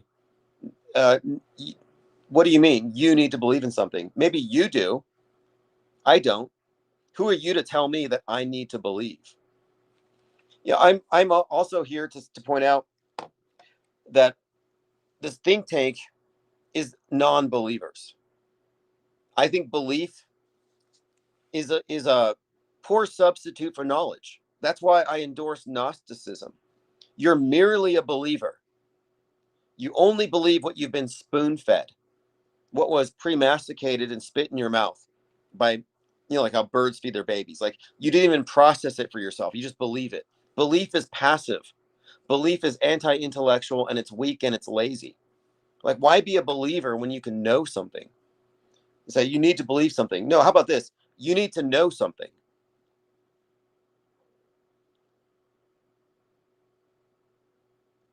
Tell us what you know, not what you merely believe. And I say merely believe to be derisive on purpose. So you don't believe in yourself. I know that I exist. Like, belief. Okay, here's the difference. Some people believe in Bigfoot. They have no evidence. Some people know that bears exist because they've seen what they leave in the woods. So you see the qualitative difference between believer and a knower? It's about evidence. I have evidence for my existence. I don't need to believe in myself. I know I exist. You have no evidence for your religious claims. Zero. You have no evidence for most of the stuff you've been told to believe about what's happening in the world and what has happened. No evidence.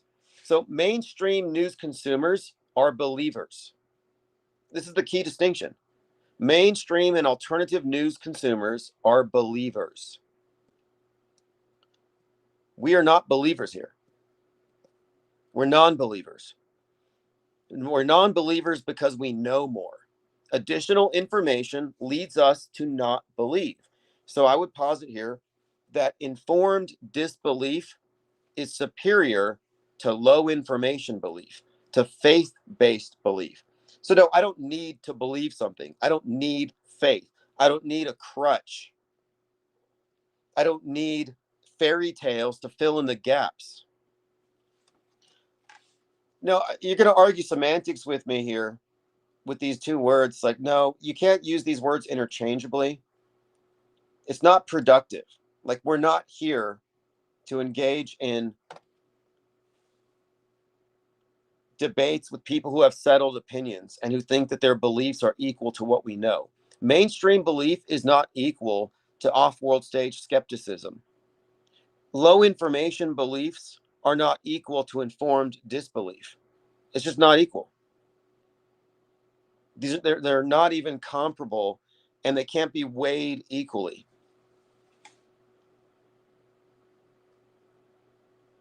So I just want to make sure that we know this here, that we are definitively non-believers. No religion, no media worldviews are entertained here. And I had to really emphasize the distinction between knowers and believers, because believers are full of themselves. They get self-righteous, they're emotional about their beliefs, and they're very triggered and insecure when it comes to those beliefs being challenged. And too many people have been bullied, kowtowed. Too many people have caved into peer pressure to not call out the believers as being full of it. If you're a believer, it just tells me that you're not a critical thinker and you can be tricked by lies and logical fallacies, and that you don't really need a lot of evidence.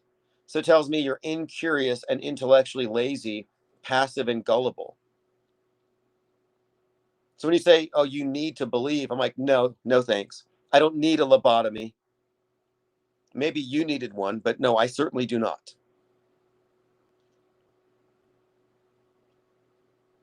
One of the reasons why we set up the Blue Wrench thing at the very beginning is that when this channel started, we were targeted by religious nutcases.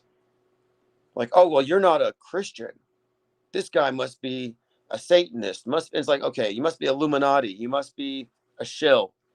And I'm like, okay, we got to get rid of the religious people, because they come in here acting like they know something and they don't. They have nothing to add. They just want to run around waving a big flag. I believe something. Like, congratulations. Good for you. Wear your badge, but not here. And to say that you're a Christian nationalist, to me, is kind of a joke. Because this nation that you're a nationalist for is a world stage construct. This is the part that many people are going to have a hard time with if they're still clinging to the world.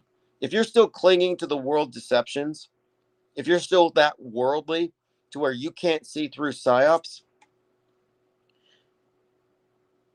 then your religion has done nothing for you. And your nationalism is just really good intentions applied towards your own confinement. Because what we're looking at here is the fact that the significant historic events that led us to where we are now have largely been, if not entirely, manufactured.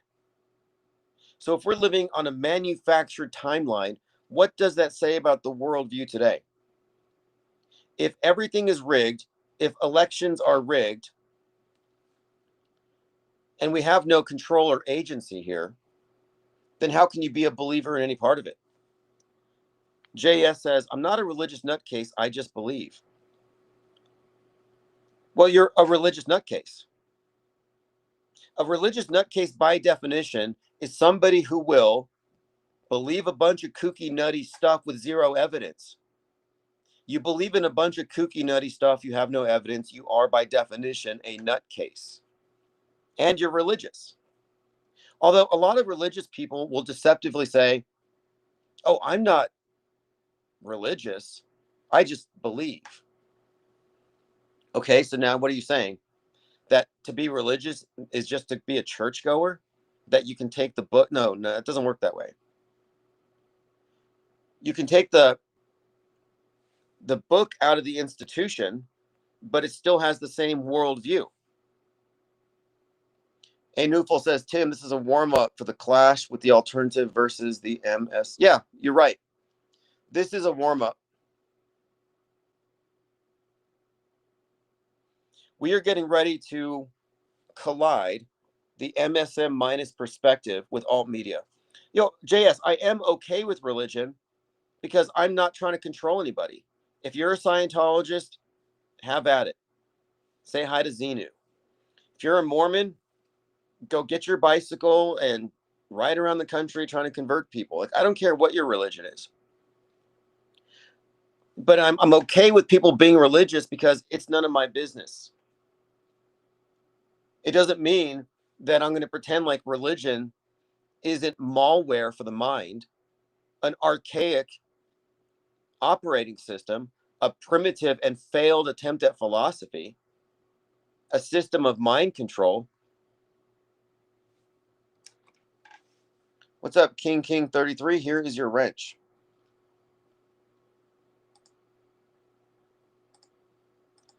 He says, you can't offend me.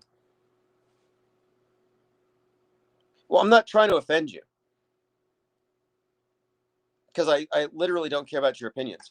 But I am, when I'm calling religious people nuts, look, the beginning of wisdom, and this isn't me, I didn't say this, Confucius said it.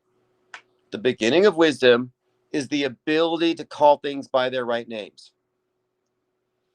Unless you're going to make the case that religions do not contain insane injunctions and nutty beliefs, are you going to somehow defend religions as what paragons of rationality? Give me a break.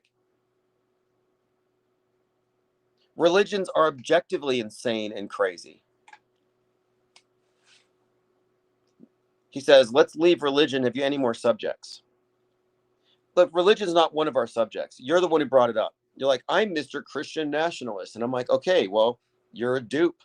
You're gullible. Good for you.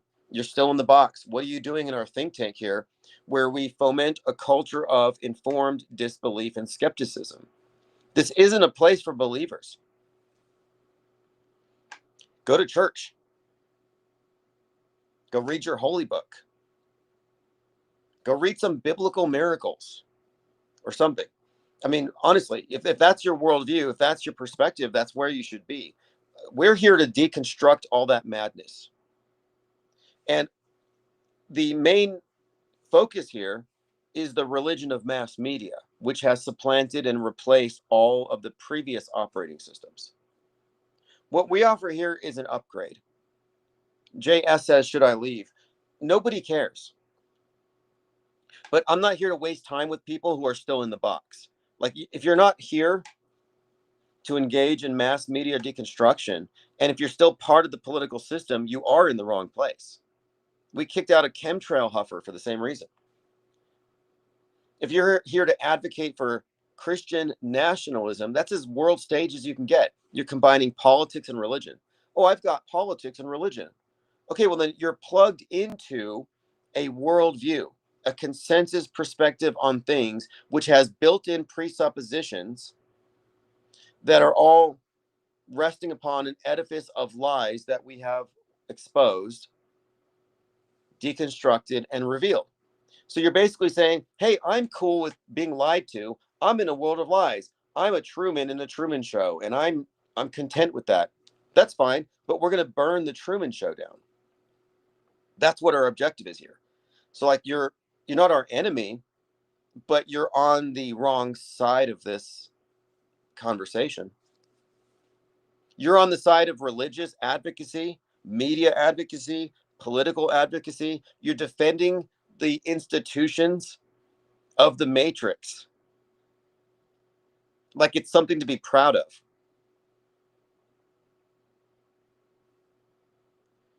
A Newful says IPS is a destroyer of God. Well, if the God of the Bible is as described, we aren't friends. Like that would be one of my enemies. The main enemy. Like, yeah, I would be an opponent to that thing. Like I'm kind of in that sense, I am against everything it represents. Because I think it's a mask for government. I don't think that the gods of the various religions that man has created are anything more than projections, constructs, anthropomorphized, personified constructs that are meant to keep us obedient. I also think that religions have an objective of externalizing any legitimate spiritual experience and attributing it to something outside of you. JS says I dislike MSM. Right, but you're all for the alternative media. So mainstream media and alternative media are two factions controlled by the establishment. It's not like mainstream's establishment and alternative media is anti-establishment. That's the lie they tell you. It's a duopoly, and I can prove it. We constantly prove it. There's a reason why both sides agree that Charlie Kirk is dead. You're not going to find a platform where people are discussing how the whole thing was a psyop and one of many hundreds of psyops that we have observed over the last 100 years or thousands. I mean, we're just scratching the surface here. JRGMTY says the people who pray for their sports team to win a game or the country to win a war must be the lowest. Good comment. I always had a problem with that. I had these religious friends. I remember they would be like, oh, I'm going to pray for a snow day tomorrow. Oh, so you can stay home and play Nintendo. Meanwhile, the homeless people are going to have a really bad day. Do you think that your God is going to put your comfort at home in your jammies and your video game and your hot cocoa above the well-being of all these mentally ill drug addicts in the street and let them get snowed on so you can have a day off school, a day off of state babysitting? Like, that's not moral. That's not a good God by any sense.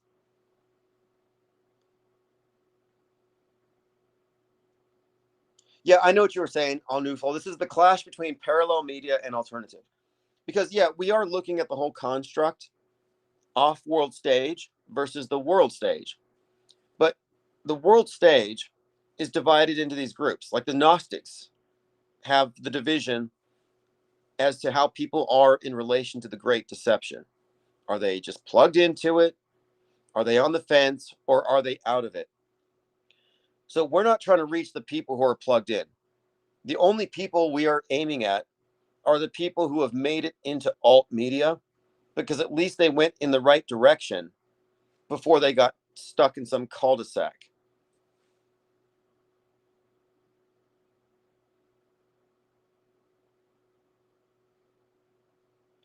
People who call their home teams, we won the game. We won the Super Bowl. So Jamarian May is referencing how they are ridiculous, and they are. It's like, you didn't win the Super Bowl. No, we didn't win. The team won. You sat on your couch eating potato chips. We went to the moon. How dare you say it was fake? No, we didn't. A few people pretended to in a very bad science fiction movie. And this kind of goes back to what we were saying about collectivism and pluribus and the hive mind. And the mayor of New York who's like, we're going to replace this individualism with collectivism. Like, no, I'm not part of a we. Like, oh, we just need to believe something. No, I don't. I'm not a we person. I'm certainly not a collectivist. The various worldviews that I've been talking about, whether it's a crazy religious paradigm or the mainstream paradigm, these are worldviews that are synchronizing people into collectives. They turn you into a we. 2020 was a prime example of this, where we even had the uniforms. And we all looked the same because we're all covering our faces. We're all marching lockstep, 6 feet apart. They collectivize us in many ways with these psyops, where the individual who deviates is the problem. JSS, so who went to the moon? Didn't Muhammad go to the moon on his donkey named Barak? Haven't you heard that one?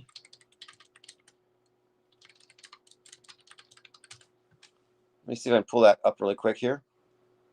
Yes, Barak, a handsome-faced, tall, white beast, half mule, half donkey with wings on the side.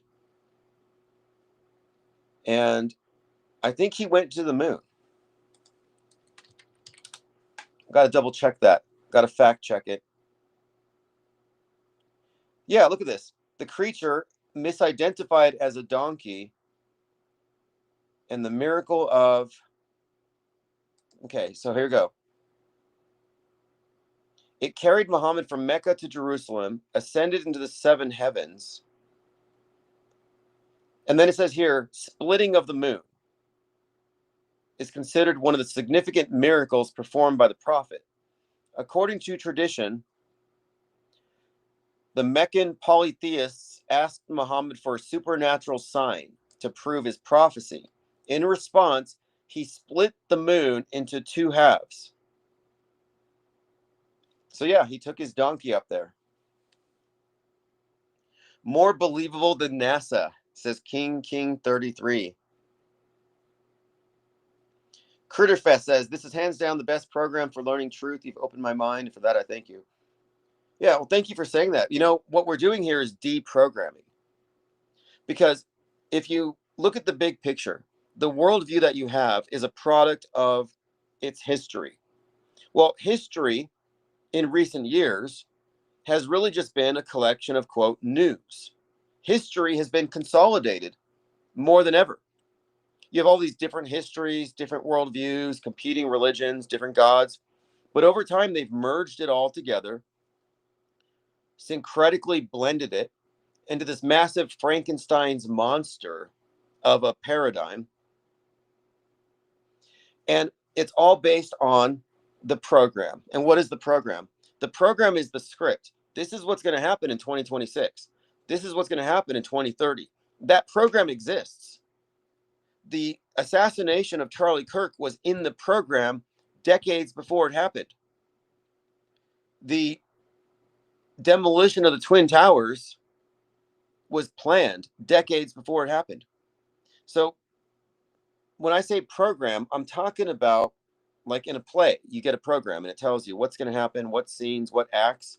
Well, there is a program where all of these various events are in a sequence. How far into the future do they plan? I don't know. I have some guesses, but decades at a minimum. So looking at it from that perspective, that program, the fake events, is an alternate timeline that is superimposed over the one that we actually experience. So you have 2 timelines, real and fiction. Well, the fiction, which are psyops, simulated events, the fictions are merged with the real timeline. The fictional people, the Charlie Kirks, the Erica Kirk, they are merged like religious myths. So, for example, the story of Muhammad getting on a donkey and splitting the moon in half. Well, that's part of the worldview of people who have accepted that program. So the Holy Book is a program. It tells you where you are, where things are going. It's the entire worldview, especially if it has prophecy, if it's about the future. So my point here is that when you recognize these two timelines, you recognize the fakery, that it's systemic, that it's all on a program, that these aren't sporadic, singular events, PR stunts, force multipliers. No, this is actually systemic fakery, long-term engineering of our history. When you separate the program from the experience we actually have, from the real world, well, then what you have is perspective. You have a perspective that allows you to ignore the program, to recognize it and not be in it. So what we're doing here is we're exposing the architecture of the world stage construct and delineating between real and fake and stepping outside of the program. So this is a deprogramming. This is a deprogrammed perspective. We are not part of the program. If you're programmed, then you respond to things, you react to things like they are real. You react. That's emotional control over you. That's mind control. Because the mind control operations aim at your emotions first to override your intellect. We don't engage emotionally. We engage with our intellects, which means we wait, we get more info, and then we respond.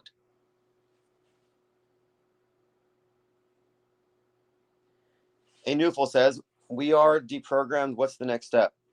Well, it's deprogramming is an ongoing process, as in,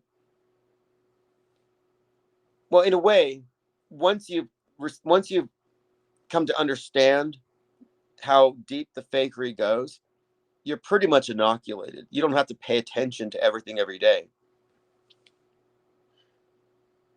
But as far as what's next, what do you do with it? Well, you gang up. You find everybody else who has arrived at this position.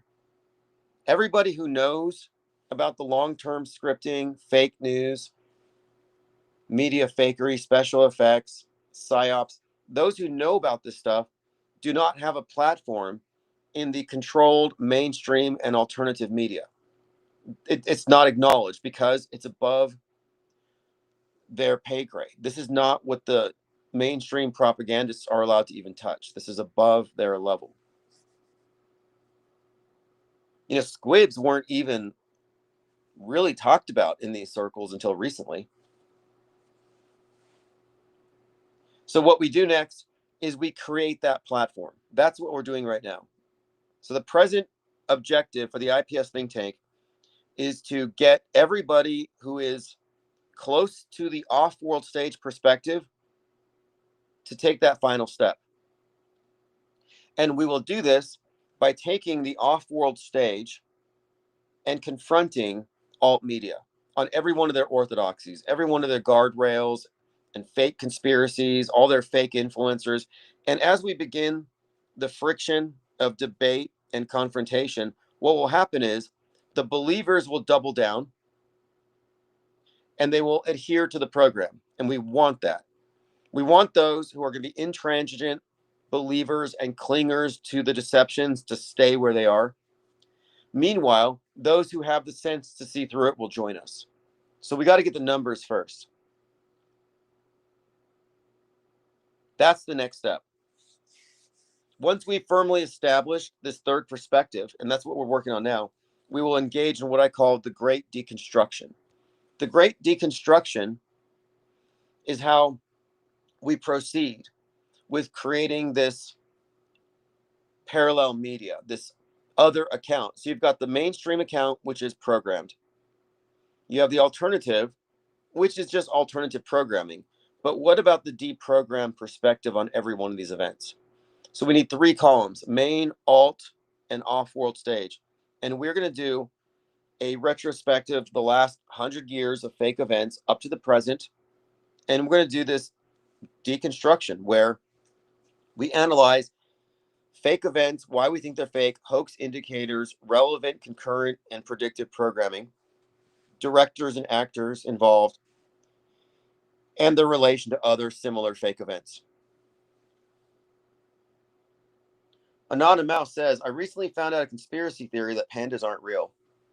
Yeah, the noise in Trutherville is the reason why we left.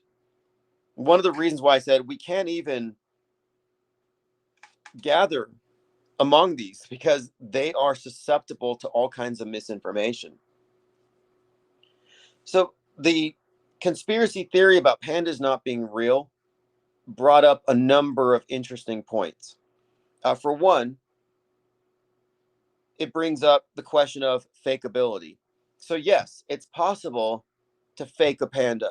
You can use CGI, you can put on a panda suit, sure.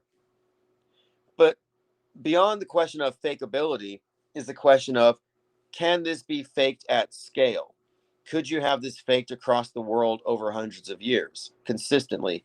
And the answer to that would be, well, probably not, unless there's a panda faking industrial complex.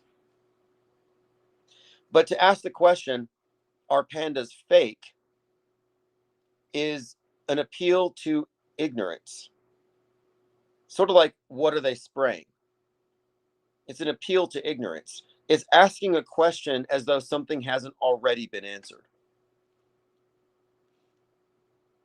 So before you can posit that these things are fake, you have to confront the evidence that they exist. And if your sole frame of reference is a TikTok video telling you that they're fake, and you haven't done any research into pandas, then you're arguing from ignorance. Have you ever been to a zoo?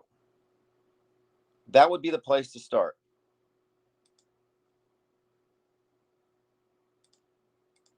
The same people also claim that toucans are just parrots with glue-on beaks.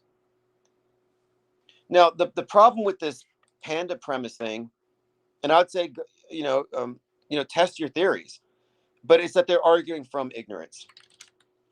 And they're also lazy because if they really believed it, let's say you really believe that pandas were fake, that's a big deal, right? Like that's a pretty big deal to say that pandas are fake. So that's a major conspiracy theory, and it would shake the foundations of science, biology. All the zoos would freak out. It would really mess with people. But if you're willing to say online pandas aren't real, but you're not going to take that to the bank and prove it, why not? If you're an attention seeking TikToker and you've come across this notion that pandas don't exist, you would get 1 billion hits if you were to go prove your case. But they shift the burden of proof. So it's an appeal to ignorance and it's a shifting of the burden of proof. It's also an argument from laziness.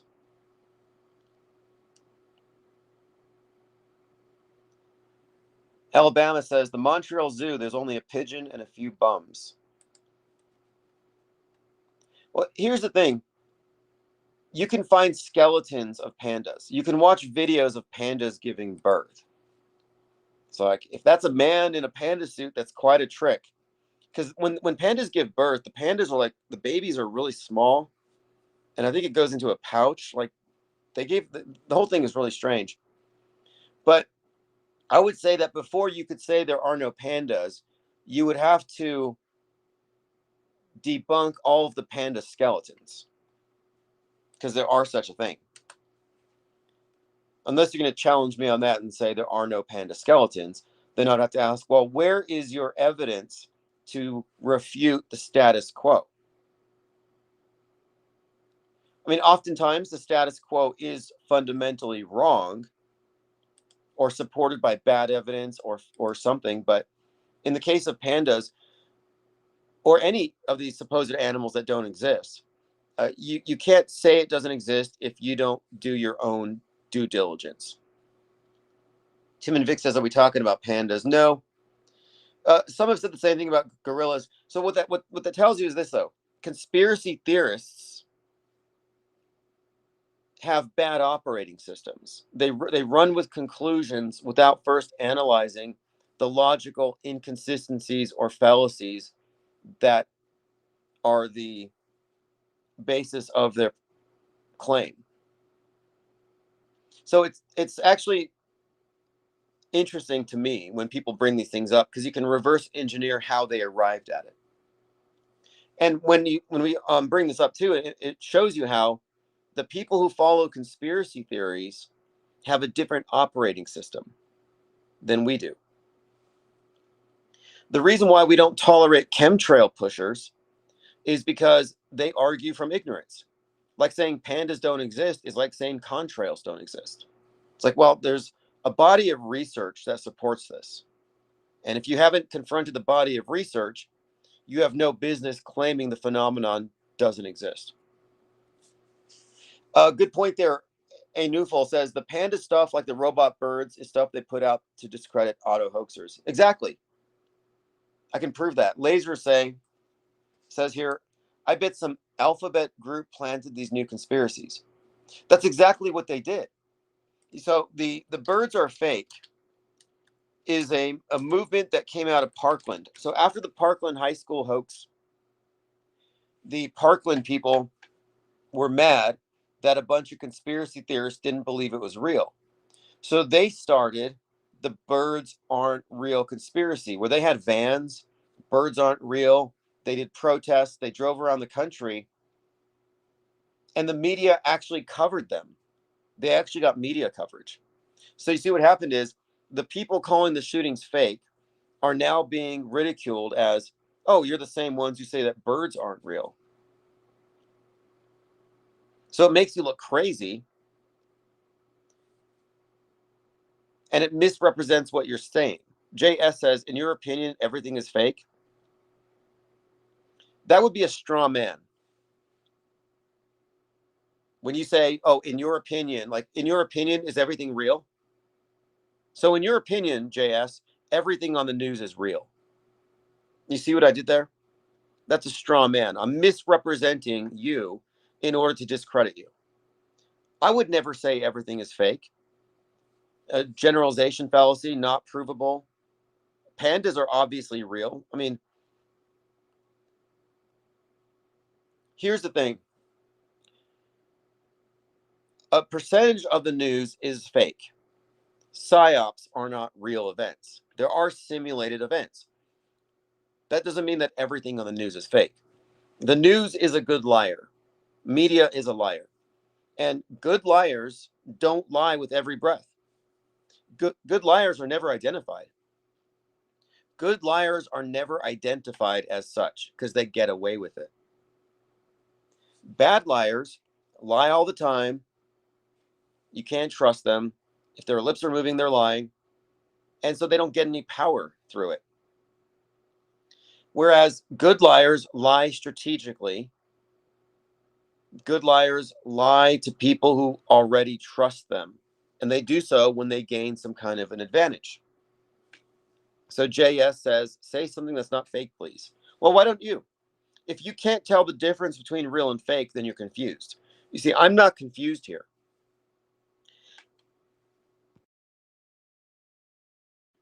And some people who don't want to exercise intellectual independence will say, well, I don't know if it's real or fake.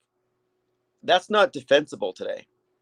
There's enough information to conclusively arrive at either it's real or I don't know because the evidence suggests it's probably not real. But these are conclusions. They're not really ambiguous. Like, I'm in the fog. I don't know. I need a higher authority to tell me what to think.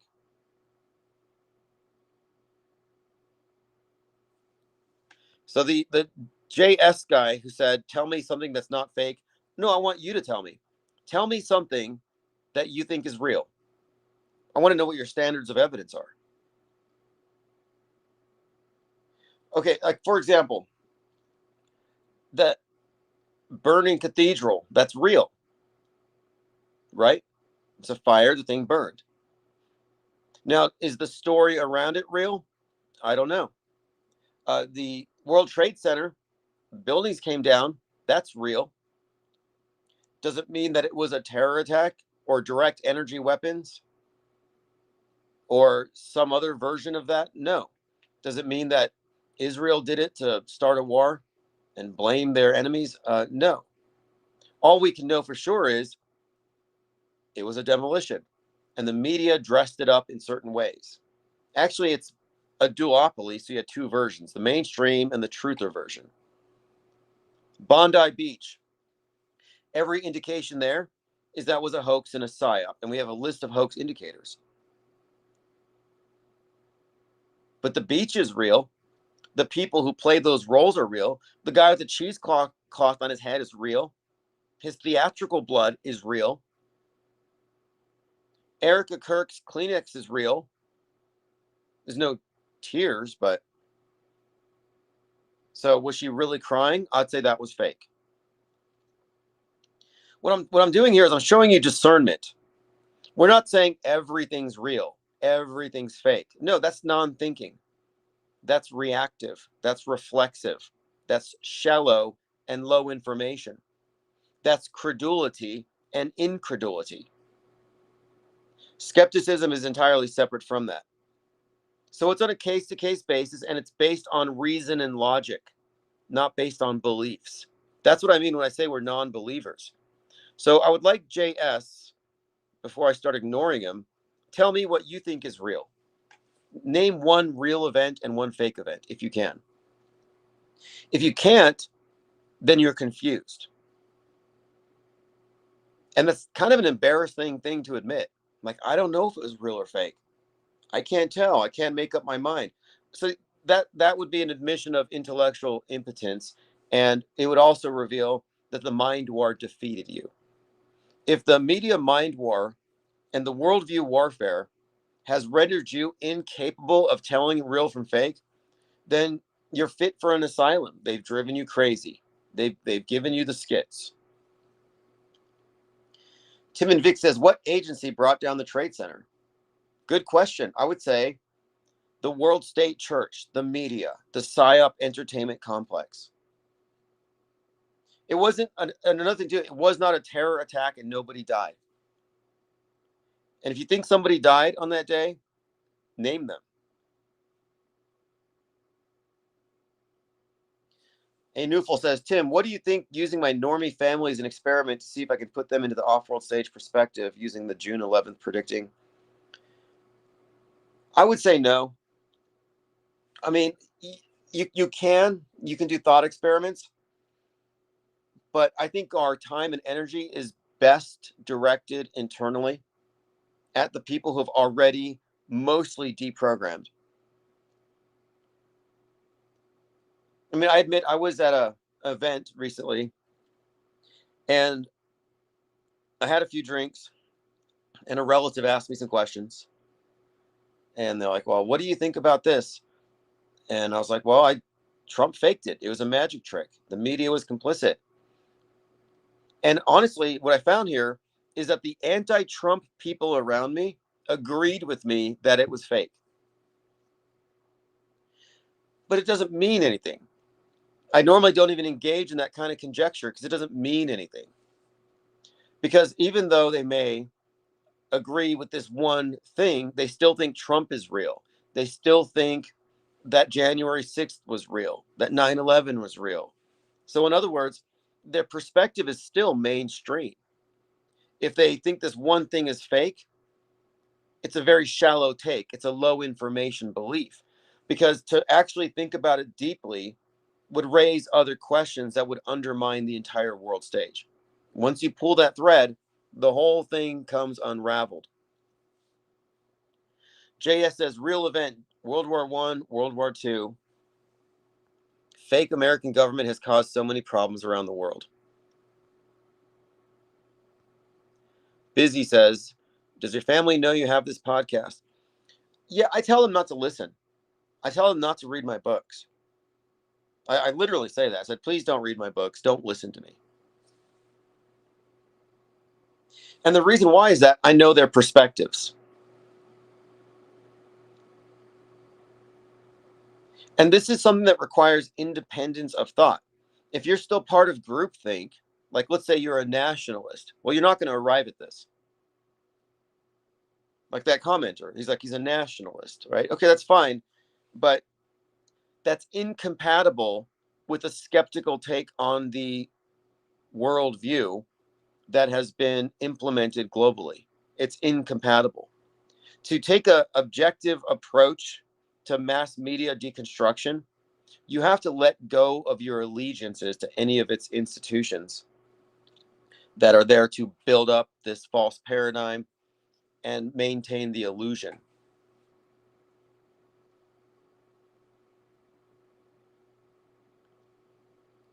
Yeah, I tell them not to read my books or to listen to me because I just know the information is just not compatible with their operating systems.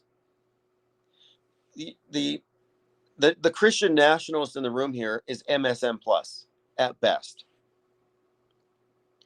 MSM, mainstream mediation, the dominant point of view, the biggest box. Within that big box, you have subsets. If you lean politically left, you end up in Woketown.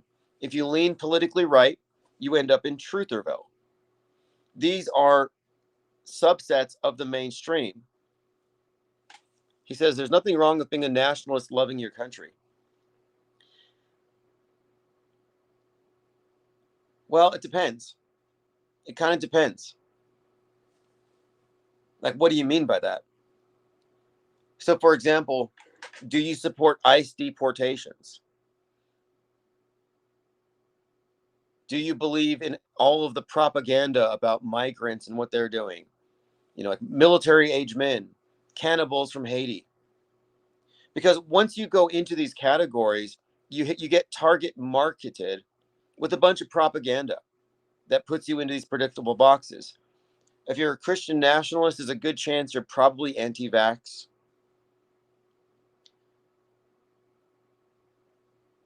And anti-vax is a political position.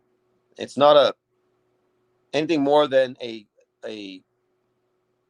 political opinion designed to put you in antagonism to the opposite side. So this whole system is built upon this bifurcated war wrapped around the political horseshoe. And if you're in that, you're part of the program. So this is what I'm saying here is that you're like, oh, there's nothing wrong with being a patriot and loving your country. Well, from my perspective, there is.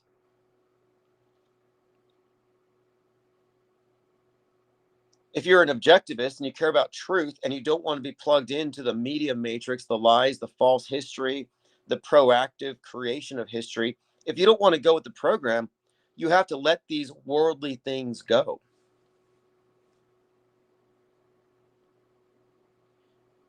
But yeah, if you want to believe in your patriot mythology, go for it. It's like some people are into sports. I have no problem with that. But I will say, from my perspective, you're likely, and I don't want to influence you because this might bring you peace and happiness. But from my perspective, you're a useful stooge in the info war. You're like cool with Big Brother. You're part of the program.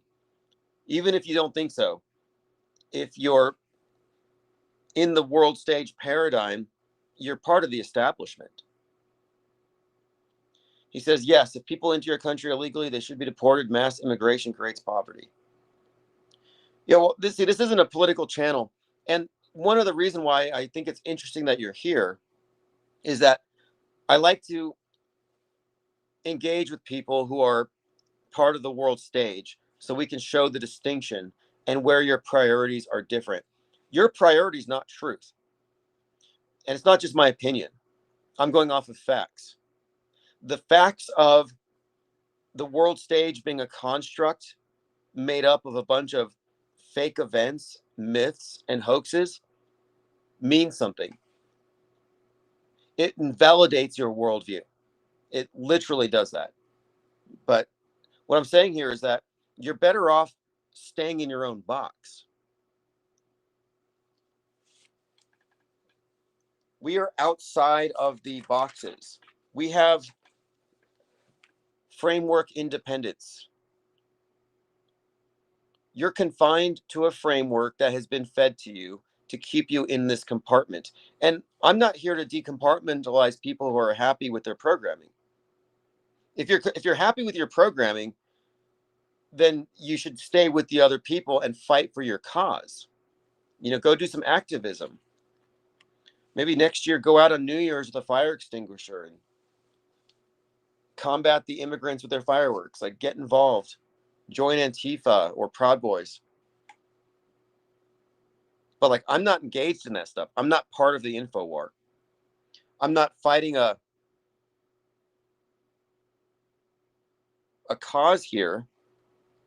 To me, the objective to the IPS think tank is separating from the program. And that includes letting go of a lot of the belief systems, and the entire paradigm needs to be questioned.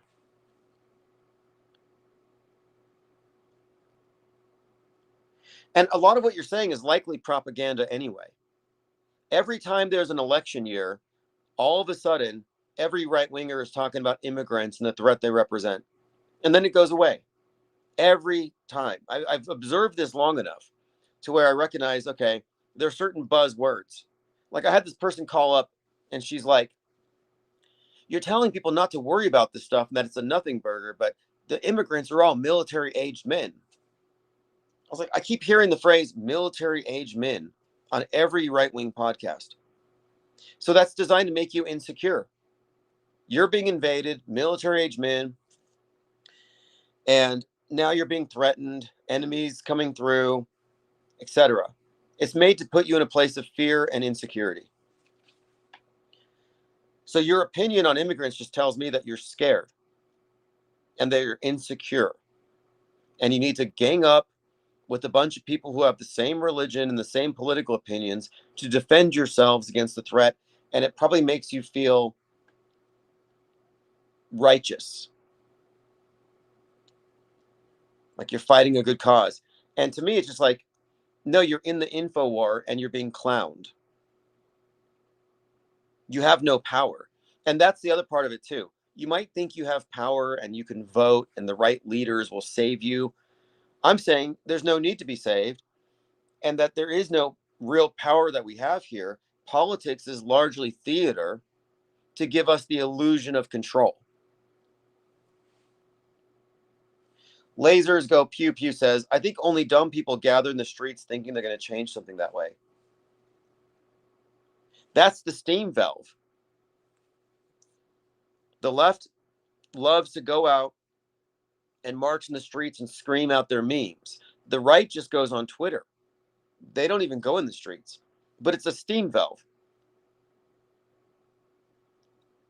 It's a way to blow off steam and make it feel like you made a difference, you did your part, and it diffuses all the tension that they create. So you're being triangulated. You're being triangulated all the time in order to keep you in this constant state of tension. They build it up, and everyone's like, oh, it's going to be World War III. It's going to be a civil war. The world's going to end. And then it just gets released. They go on to the next news cycle. But it's this build up. You give your opinions, you yell about it, you tweet about it, and then you forget about it. That cycle is very cathartic. And I think the catharsis itself is the energetic exchange they seek. So they may not be harvesting your loosh to feed the matrix, but they're certainly tapping into your emotions to get you to expend your energy in a safe way that doesn't threaten the system. So essentially, you're just a matrix battery at this point. Anonymous says the woke right are just as gullible as the woke left. Yeah, well, wokeism in general, it's the same exact process where you get a group to believe that they're being oppressed and the world is secretly run by this group. And they have to wake up the people who don't see it. Woke left believes that, yeah, there's a secret power structure of systemic racism and the West is the devil. And it's going to destroy the world if we don't wake up. And that's why they're so shrill and angry, because everybody's asleep and they got to wake up. The world's on fire. And the woke right is the same thing. We got to wake up to Epstein because Israel controls everything, and you're all a bunch of sleeping goy who are being targeted by subversion. You got to wake up. The woke right is the same as the woke left, different scapegoat. But the architecture of the mind control operation is the same.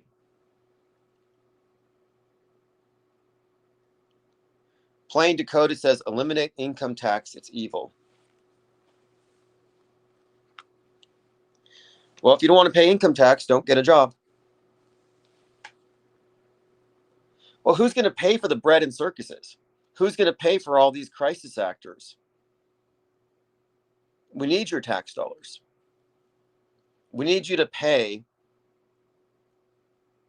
to keep the show going. If that's even true, it could very well be that they don't need that, but that the entire system is designed to just occupy our time and attention with false values.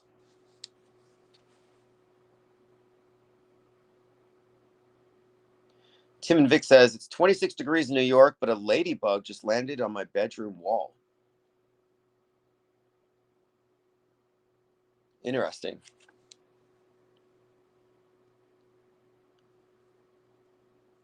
Pippi says, just want to mingle, meet and greet. Yeah, a lot of people don't have a very deep interest in this. Like, most people are what I'd call low information believers. They don't have an incentive to be heavily engaged. That's why I tell the people around me not to listen to me. Because if you're a low info believer, then you don't have a lot of investment in it. It doesn't really affect you. You're just going with the flow.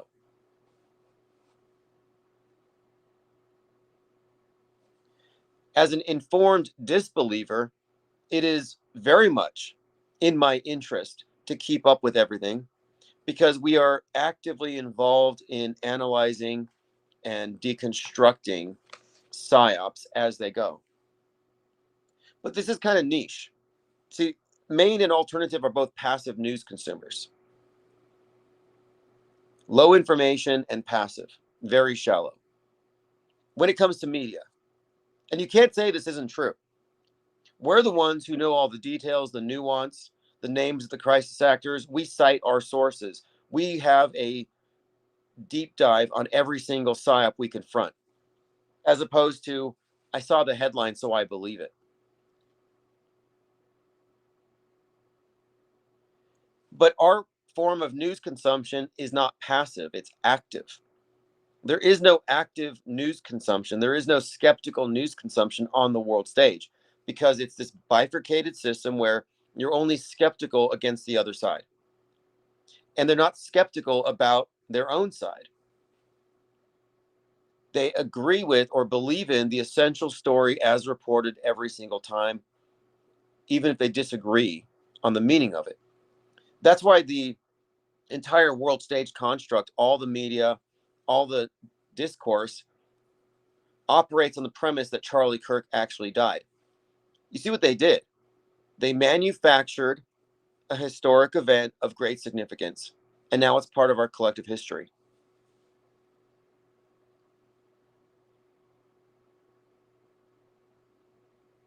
Plain Dakota says, have you ever heard of the hum? It's a low frequency that everyone can hear if you stop and pause and be still. I've heard of it, but I've never heard it. There are people in this town who've told me that the ground vibrates at certain times because they believe there's some kind of underground system transporting, I guess, I would imagine, like Hyperloop trains from Kirtland Air Force Base to Los Alamos. But whenever I go out into the mountains, I will sit there quietly for a few minutes, eyes closed, and try to identify how many different things I can hear, and try to center myself in space, and identify where these different sounds are coming from. And it's quite amazing to realize that most of what we hear, we ignore. And unless you shut your eyes and sit down and consciously pay attention to it all, most of it gets ignored. And that's because you could not have a coherent experience if you didn't filter out most of what you're actually perceiving. And this is where I think intuition comes into the conversation, because if our perception is largely a matter of excluding stuff so we can pay attention, then it means that our center of awareness is largely a filter, but it's not the entirety of what we're actually experiencing. So what comes of all that other information, all this other content that we're absorbing every second that's not being consciously registered? What happens to it? Well, I think that it's not going merely to some landfill in our subconscious and being forgotten, but I think it's being systematically organized with great intelligence, but by an intelligence that doesn't have a center of awareness like an ego, but is just this automated process that is supposed to be integrated so we have a higher level of situational awareness where you do have recourse to this other intel, and if it's relevant, it will come to you through the mechanism of intuition, if not synchronicity. But you would have to be dialed into it. And I think that the model of the mind that we have and this soulless paradigm is designed to keep us from integrating vertically with this other aspect of the mind. It's been relegated to paranormal or woo and has no merit, according to the dominant paradigm. It's excluded.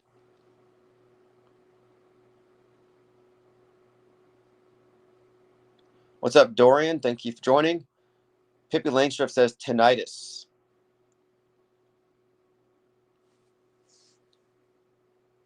It's nice to get away from computers once in a while and all the fans and the high-pitched whines.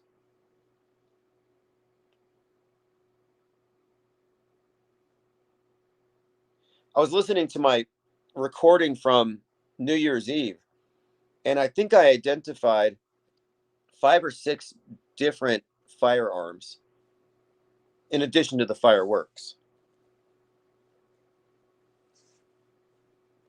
Again, I think gun owners who fire their rounds into the air on New Year's or 4th of July need to have their Second Amendments revoked.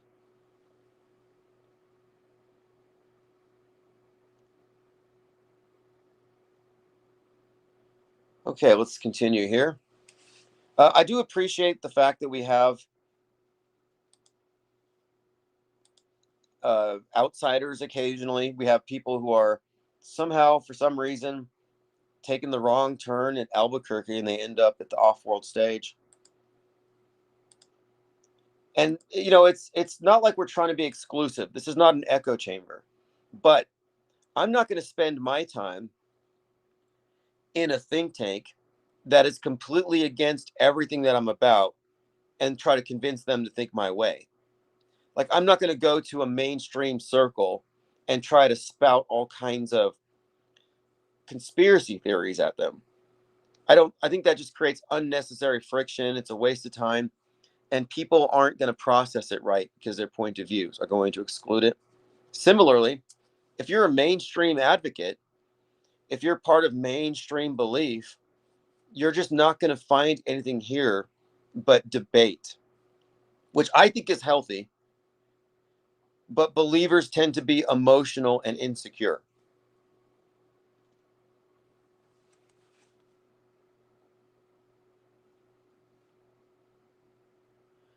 Jamarian says, do you know anything about bio-digital convergence? I think it's already happened. I mean, it already has for the most part. And I don't think it's a bad thing. I noticed that a lot of technophobia, kind of these neo-Luddites find home on the right. Like, the right wing's afraid of AI.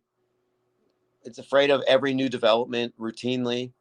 It's always afraid of this spying and the lack of privacy, etc. But it's like, I don't think we've ever had privacy. Privacy is one of the biggest hoaxes out there.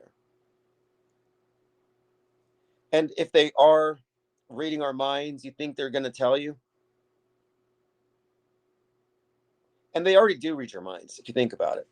If you look at what you've done since you got onto the internet, social media, everything that you shared, all the links, all the comments, it wouldn't be difficult to have a full breakdown of every single person based on their internet history and know them inside and out and be able to predict their entire future based on what you've seen thus far. Like, I think they figured us out. Tim and Vic says, any hot takes on the Swiss fire? Yeah, okay, so the Swiss fire thing fits in with all these other fires, fire and ash, this fire theme. And then you have the police in Hamburg, Germany, all these fireworks. Like, so there's a theme going on. And then I'm told the person that started the fire was carrying a barmaid on his back and she had sparklers. So I'm like, okay, let me take a look. The guy's wearing a Guy Fawkes mask. Guy Fawkes. Guy Fawkes Day is celebrated with fireworks and bonfires. So I'm seeing a lot of that. Then we're looking at the Vondel Church in Amsterdam burning. So there's this general theme all tied up with New Year's. So I'm like, okay, well, what are we seeing here? So the more information I get, the more I find it to seem somewhat questionable. Well, then I'm going through the various witnesses as they come out, and some of them seem a little questionable. So, for example, there was one I was listening to before I came on here, and I'll see if I can find the exact quote. She said something that I thought was kind of scripty. Our Discord's been busy, so there's a lot for me to scroll through. Okay, I believe I found it. And we do have quite a few of these eyewitnesses coming out of the woodworks. None of them are actually shedding tears. Not that that means anything, because everybody grieves differently, right? Isn't that what they told us with Erica Kirk? Some of us grieve with fireworks and political rallies and inappropriately affectionate hugs with the vice president. We all grieve differently. Okay, I think I found it.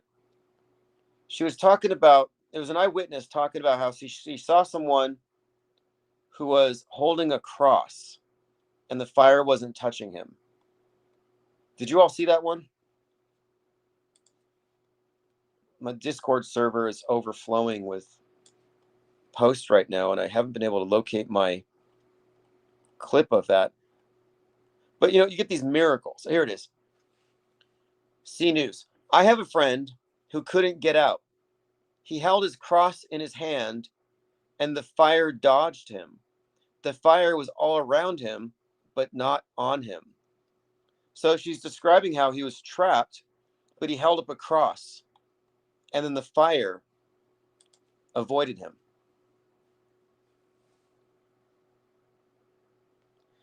Tim and Vic says, interesting, the Jake Paul Anthony Joshua just took place. Paul and Joshua starred in The Skulls.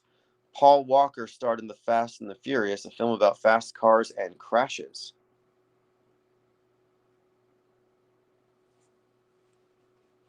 Yeah, Tim and Vic says, the Swiss bar was called La Constellation. Right. So there's some clues here that lead me to think there might be something more to it. I need to watch Fire and Ash, Avatar 3, but there's a theme here. Another hoax indicator is it becomes global, international. Everybody sees it. Everybody hears about it. And yeah, sure, this is a major event and it's newsworthy, but I don't know. There's something else here. There's a theme here I'm looking at, the symbolism. So I'm still waiting. The numbers are a little interesting, 119. But as I said before, I don't have enough information to know that it is real, and nor does anybody else that I know of. The Guy Fawkes mask had me kind of looking at it very suspiciously. So I'm going to wait a few days before I come to a conclusion. Jamarian May says, what are your thoughts on Clyde Lewis and his program Ground Zero? I was on some list. It was like the top 50 internet streaming shows, and I saw Clyde Lewis. I'll have to listen to him again. But I would say this. He's MSM Plus. And MSM Plus refers to a subset of mainstream that contains all the conspiracy theories, but they don't have the off-world stage perspective. So we're not going to be in agreement on very much, especially when it comes to UFOs and ufology. I would argue that ufology is not an ology. It's not a rigorous study. It's not a science. It's a superstition at best. But it could be the case that he's just someone who's in an interesting niche. Not saying he's an agent or closed-minded. I mean, the ideal would be that somebody with a big platform in alt media recognizes the validity of what we're pointing out, and they join the off-world stage, deconstruct all the conspiracies they used to push, and introduce to their massive audiences this more legitimate framework and operating system when it comes to news media consumption.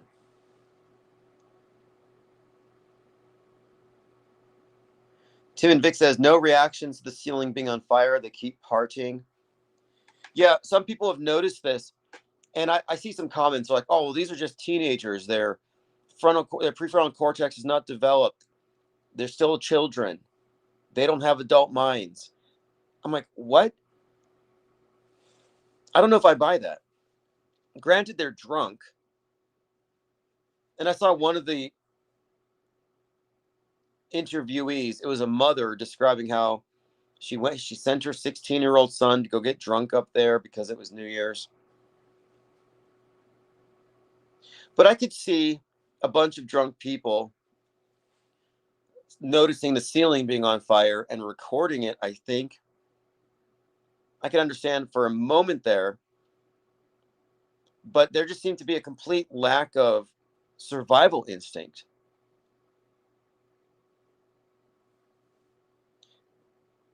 What does that mean? Could that be some kind of a filter, CGI?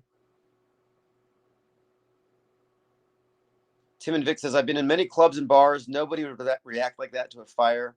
There's plenty of sober people at the bars. They would be scrambling for the fire extinguishers. Yeah, that was my question. Where are the fire extinguishers? And they said there was only one exit. So I find that to be very suspect as well. And the barmaid on Guy Fawkes' shoulders, who was carrying the sparklers that started the fire, she looked like she was wearing a Squid Games mask. So, yeah, Tim and Vic says it's fake, Tim. Right.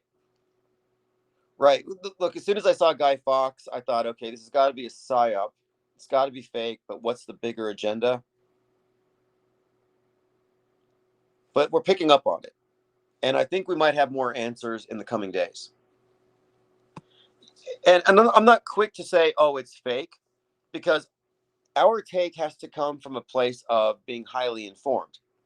When Charlie Kirk was squibbed, I said, it looks real. I don't know. And then a couple of days later, I'm like, okay, it's all fake. It's just a question of how did they pull this off? So then we're looking at, is it CGI? Is it augmented virtual reality? Is it a squib? And as we go through, we arrive at better and better conclusions. But it's never enough to just say it's fake, close the case, pack it up. we have to unveil it. We have to unravel it, determine what its purpose is, and see what kind of techniques or special effects were employed.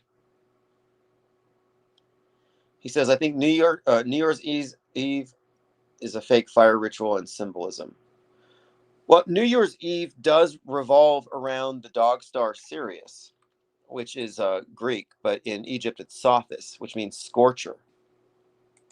And the ball drops at midnight. You count down and the ball drops. That represents the peak of the year where Sirius reaches its highest point on New Year's. And then it drops. So again, the brightest star in the night sky, the dog star, or the New Year star, which is also the star that marks the new year on the Egyptian calendar, it reaches its culmination, its highest point, on midnight on New Year's Eve. It is a prominent celestial marker for the welcome of the new year. So given that and its meaning and the scorcher, it has these connotations of fire. And that has to do with this belief that during the dog days of summer, which I believe is July 3rd to August 11th, during the dog days of summer, it's not visible because of its position relative to the rising sun. And so there is this belief that it's behind the sun, it's giving more power to the sun. So there's some mythology around this that we should probably look at. But given the place is called the constellation, New Year's is all about the scorcher, and we have all the fires. Yeah, it does seem very pagan, nature worship, some kind of fire ritual. Violet Pengon said, last year we had a fire start on 1/1. Yeah, last year it was the LA fires, right? You had destructive wildfires across LA to mark the beginning of the year. Deadliest wildfires, Inferno, killed hundreds.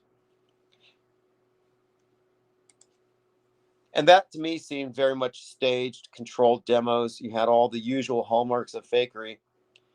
You had, was it John Gutenberg? Is that his name?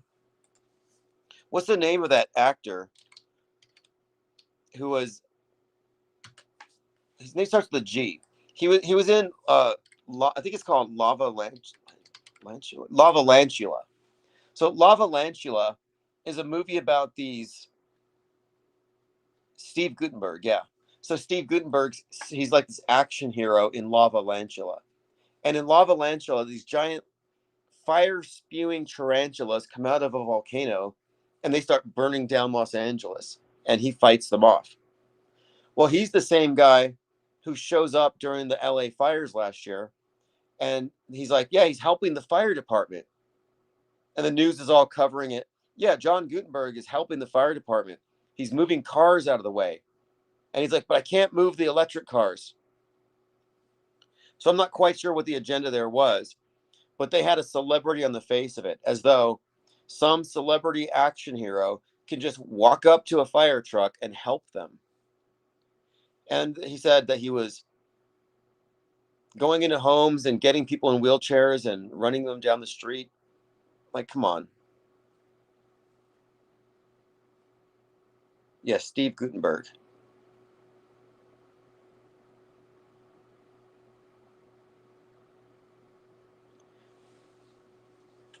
So we're at the stage with this one where there's enough info to indicate likely hoax and stage. So then it becomes a question of, well, why are they faking it?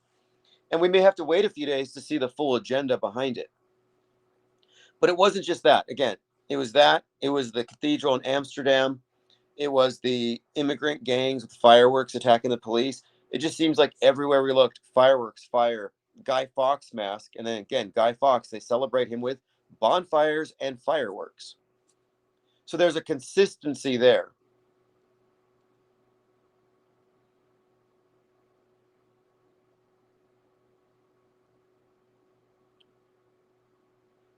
So the good news is there's a high probability that those 40 people didn't die.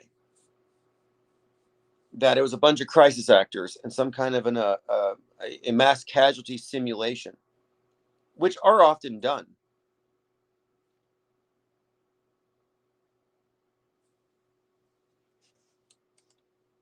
But we'll continue to analyze this and other events. Again, you have to look at the broader context, what's happening on the world stage at the time. And I think that there might be some clues in Fire and Ash. I said this yesterday, that when Avatar 2 came out, it's called The Way of Water. And at that time, the story was all about floods.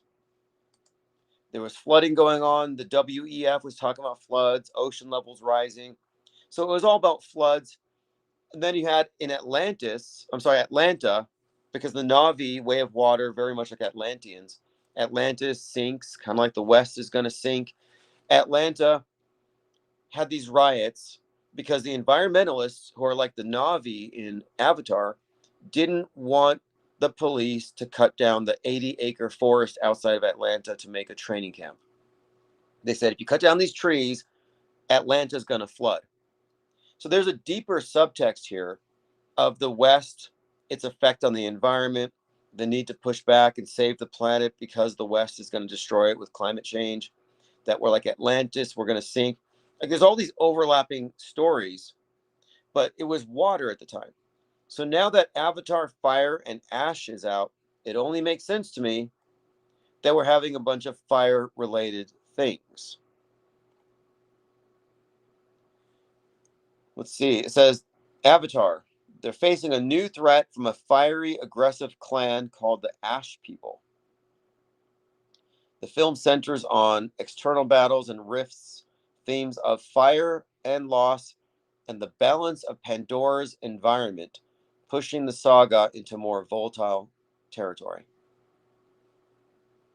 So again, looking at the wider media ecosystem, inclusive of the biggest movies of the day, what's painting the zeitgeist?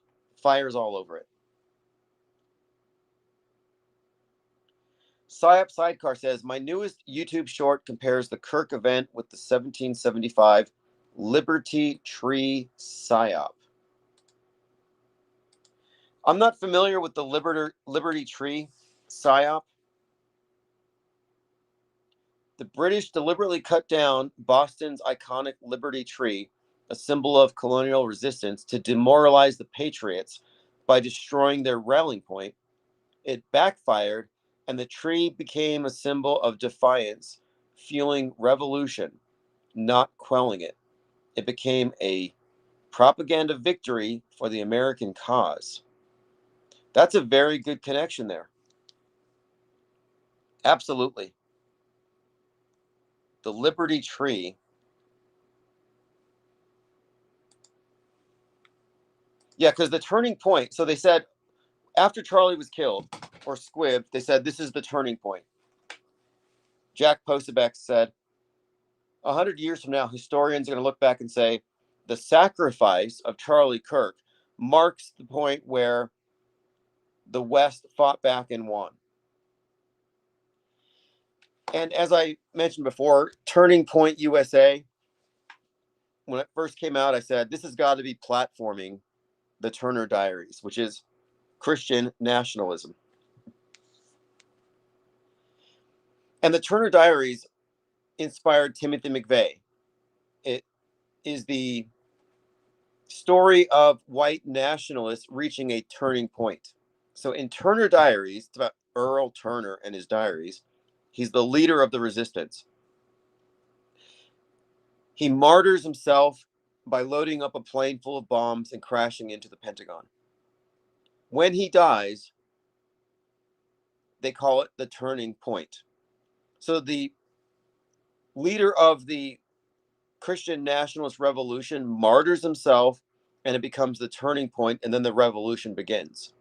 Charlie Kirk dies, Turning Point USA, and they call it the turning point. And I thought that's right out of the book. And what do you see? A rise of Christian nationalism with 50 plus new chapters of TP USA opening every single day.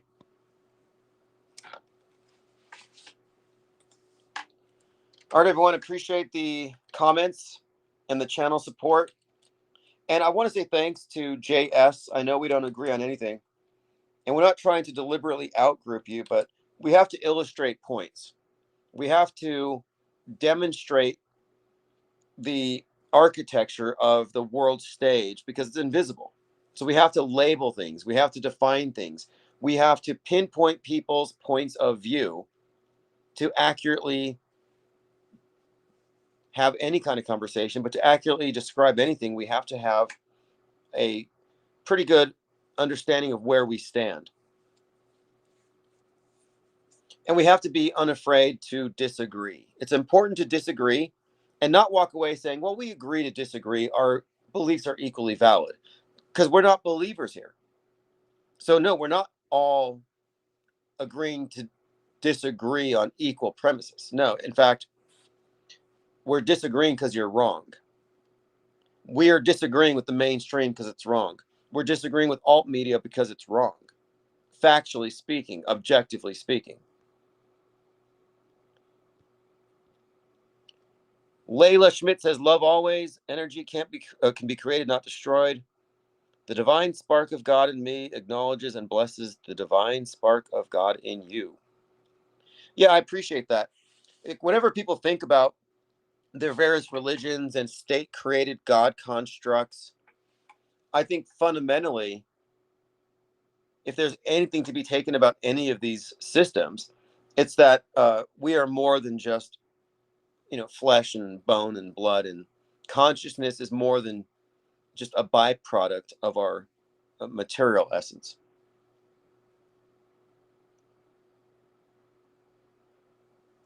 And PsyOp Sidecar, if you want to post a link to that video in the chat, I will review it now. I recognize the divine spark in others, but I also recognize the darkness in others. I recognize that many people are pure darkness, that their souls are negative, their souls are evil. And to not acknowledge the basic darkness of this world, the forces that control it, the nature of it, to not describe it is just lacking situational awareness. And it's not even a religious perspective. I think we have to be, well, at least we don't have to be, but I don't think it's simplistic to say that this world is in the grip of this contest between light and dark, good and evil. I think that there is something to it. But I don't think that religion is on the side of good. I think that knowledge is better than ignorance. Knowledge is light, sentience, consciousness is light, ignorance, deception is darkness. And so, from that basic sense, without getting too abstract, I think we can agree that knowledge and light is superior to darkness and ignorance, and we should operate on that premise.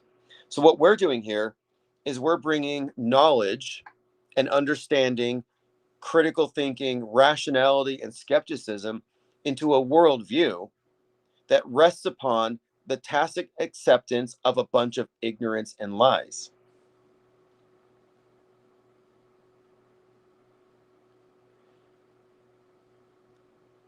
All right, we'll see you all tomorrow for Infinite Plane Saturn Day. The research is ongoing in the Discord server. Appreciate everyone's hard work there. It's been very productive, and it's going to be more so in the coming weeks and months as we move into the Great Deconstruction, which is our next agenda.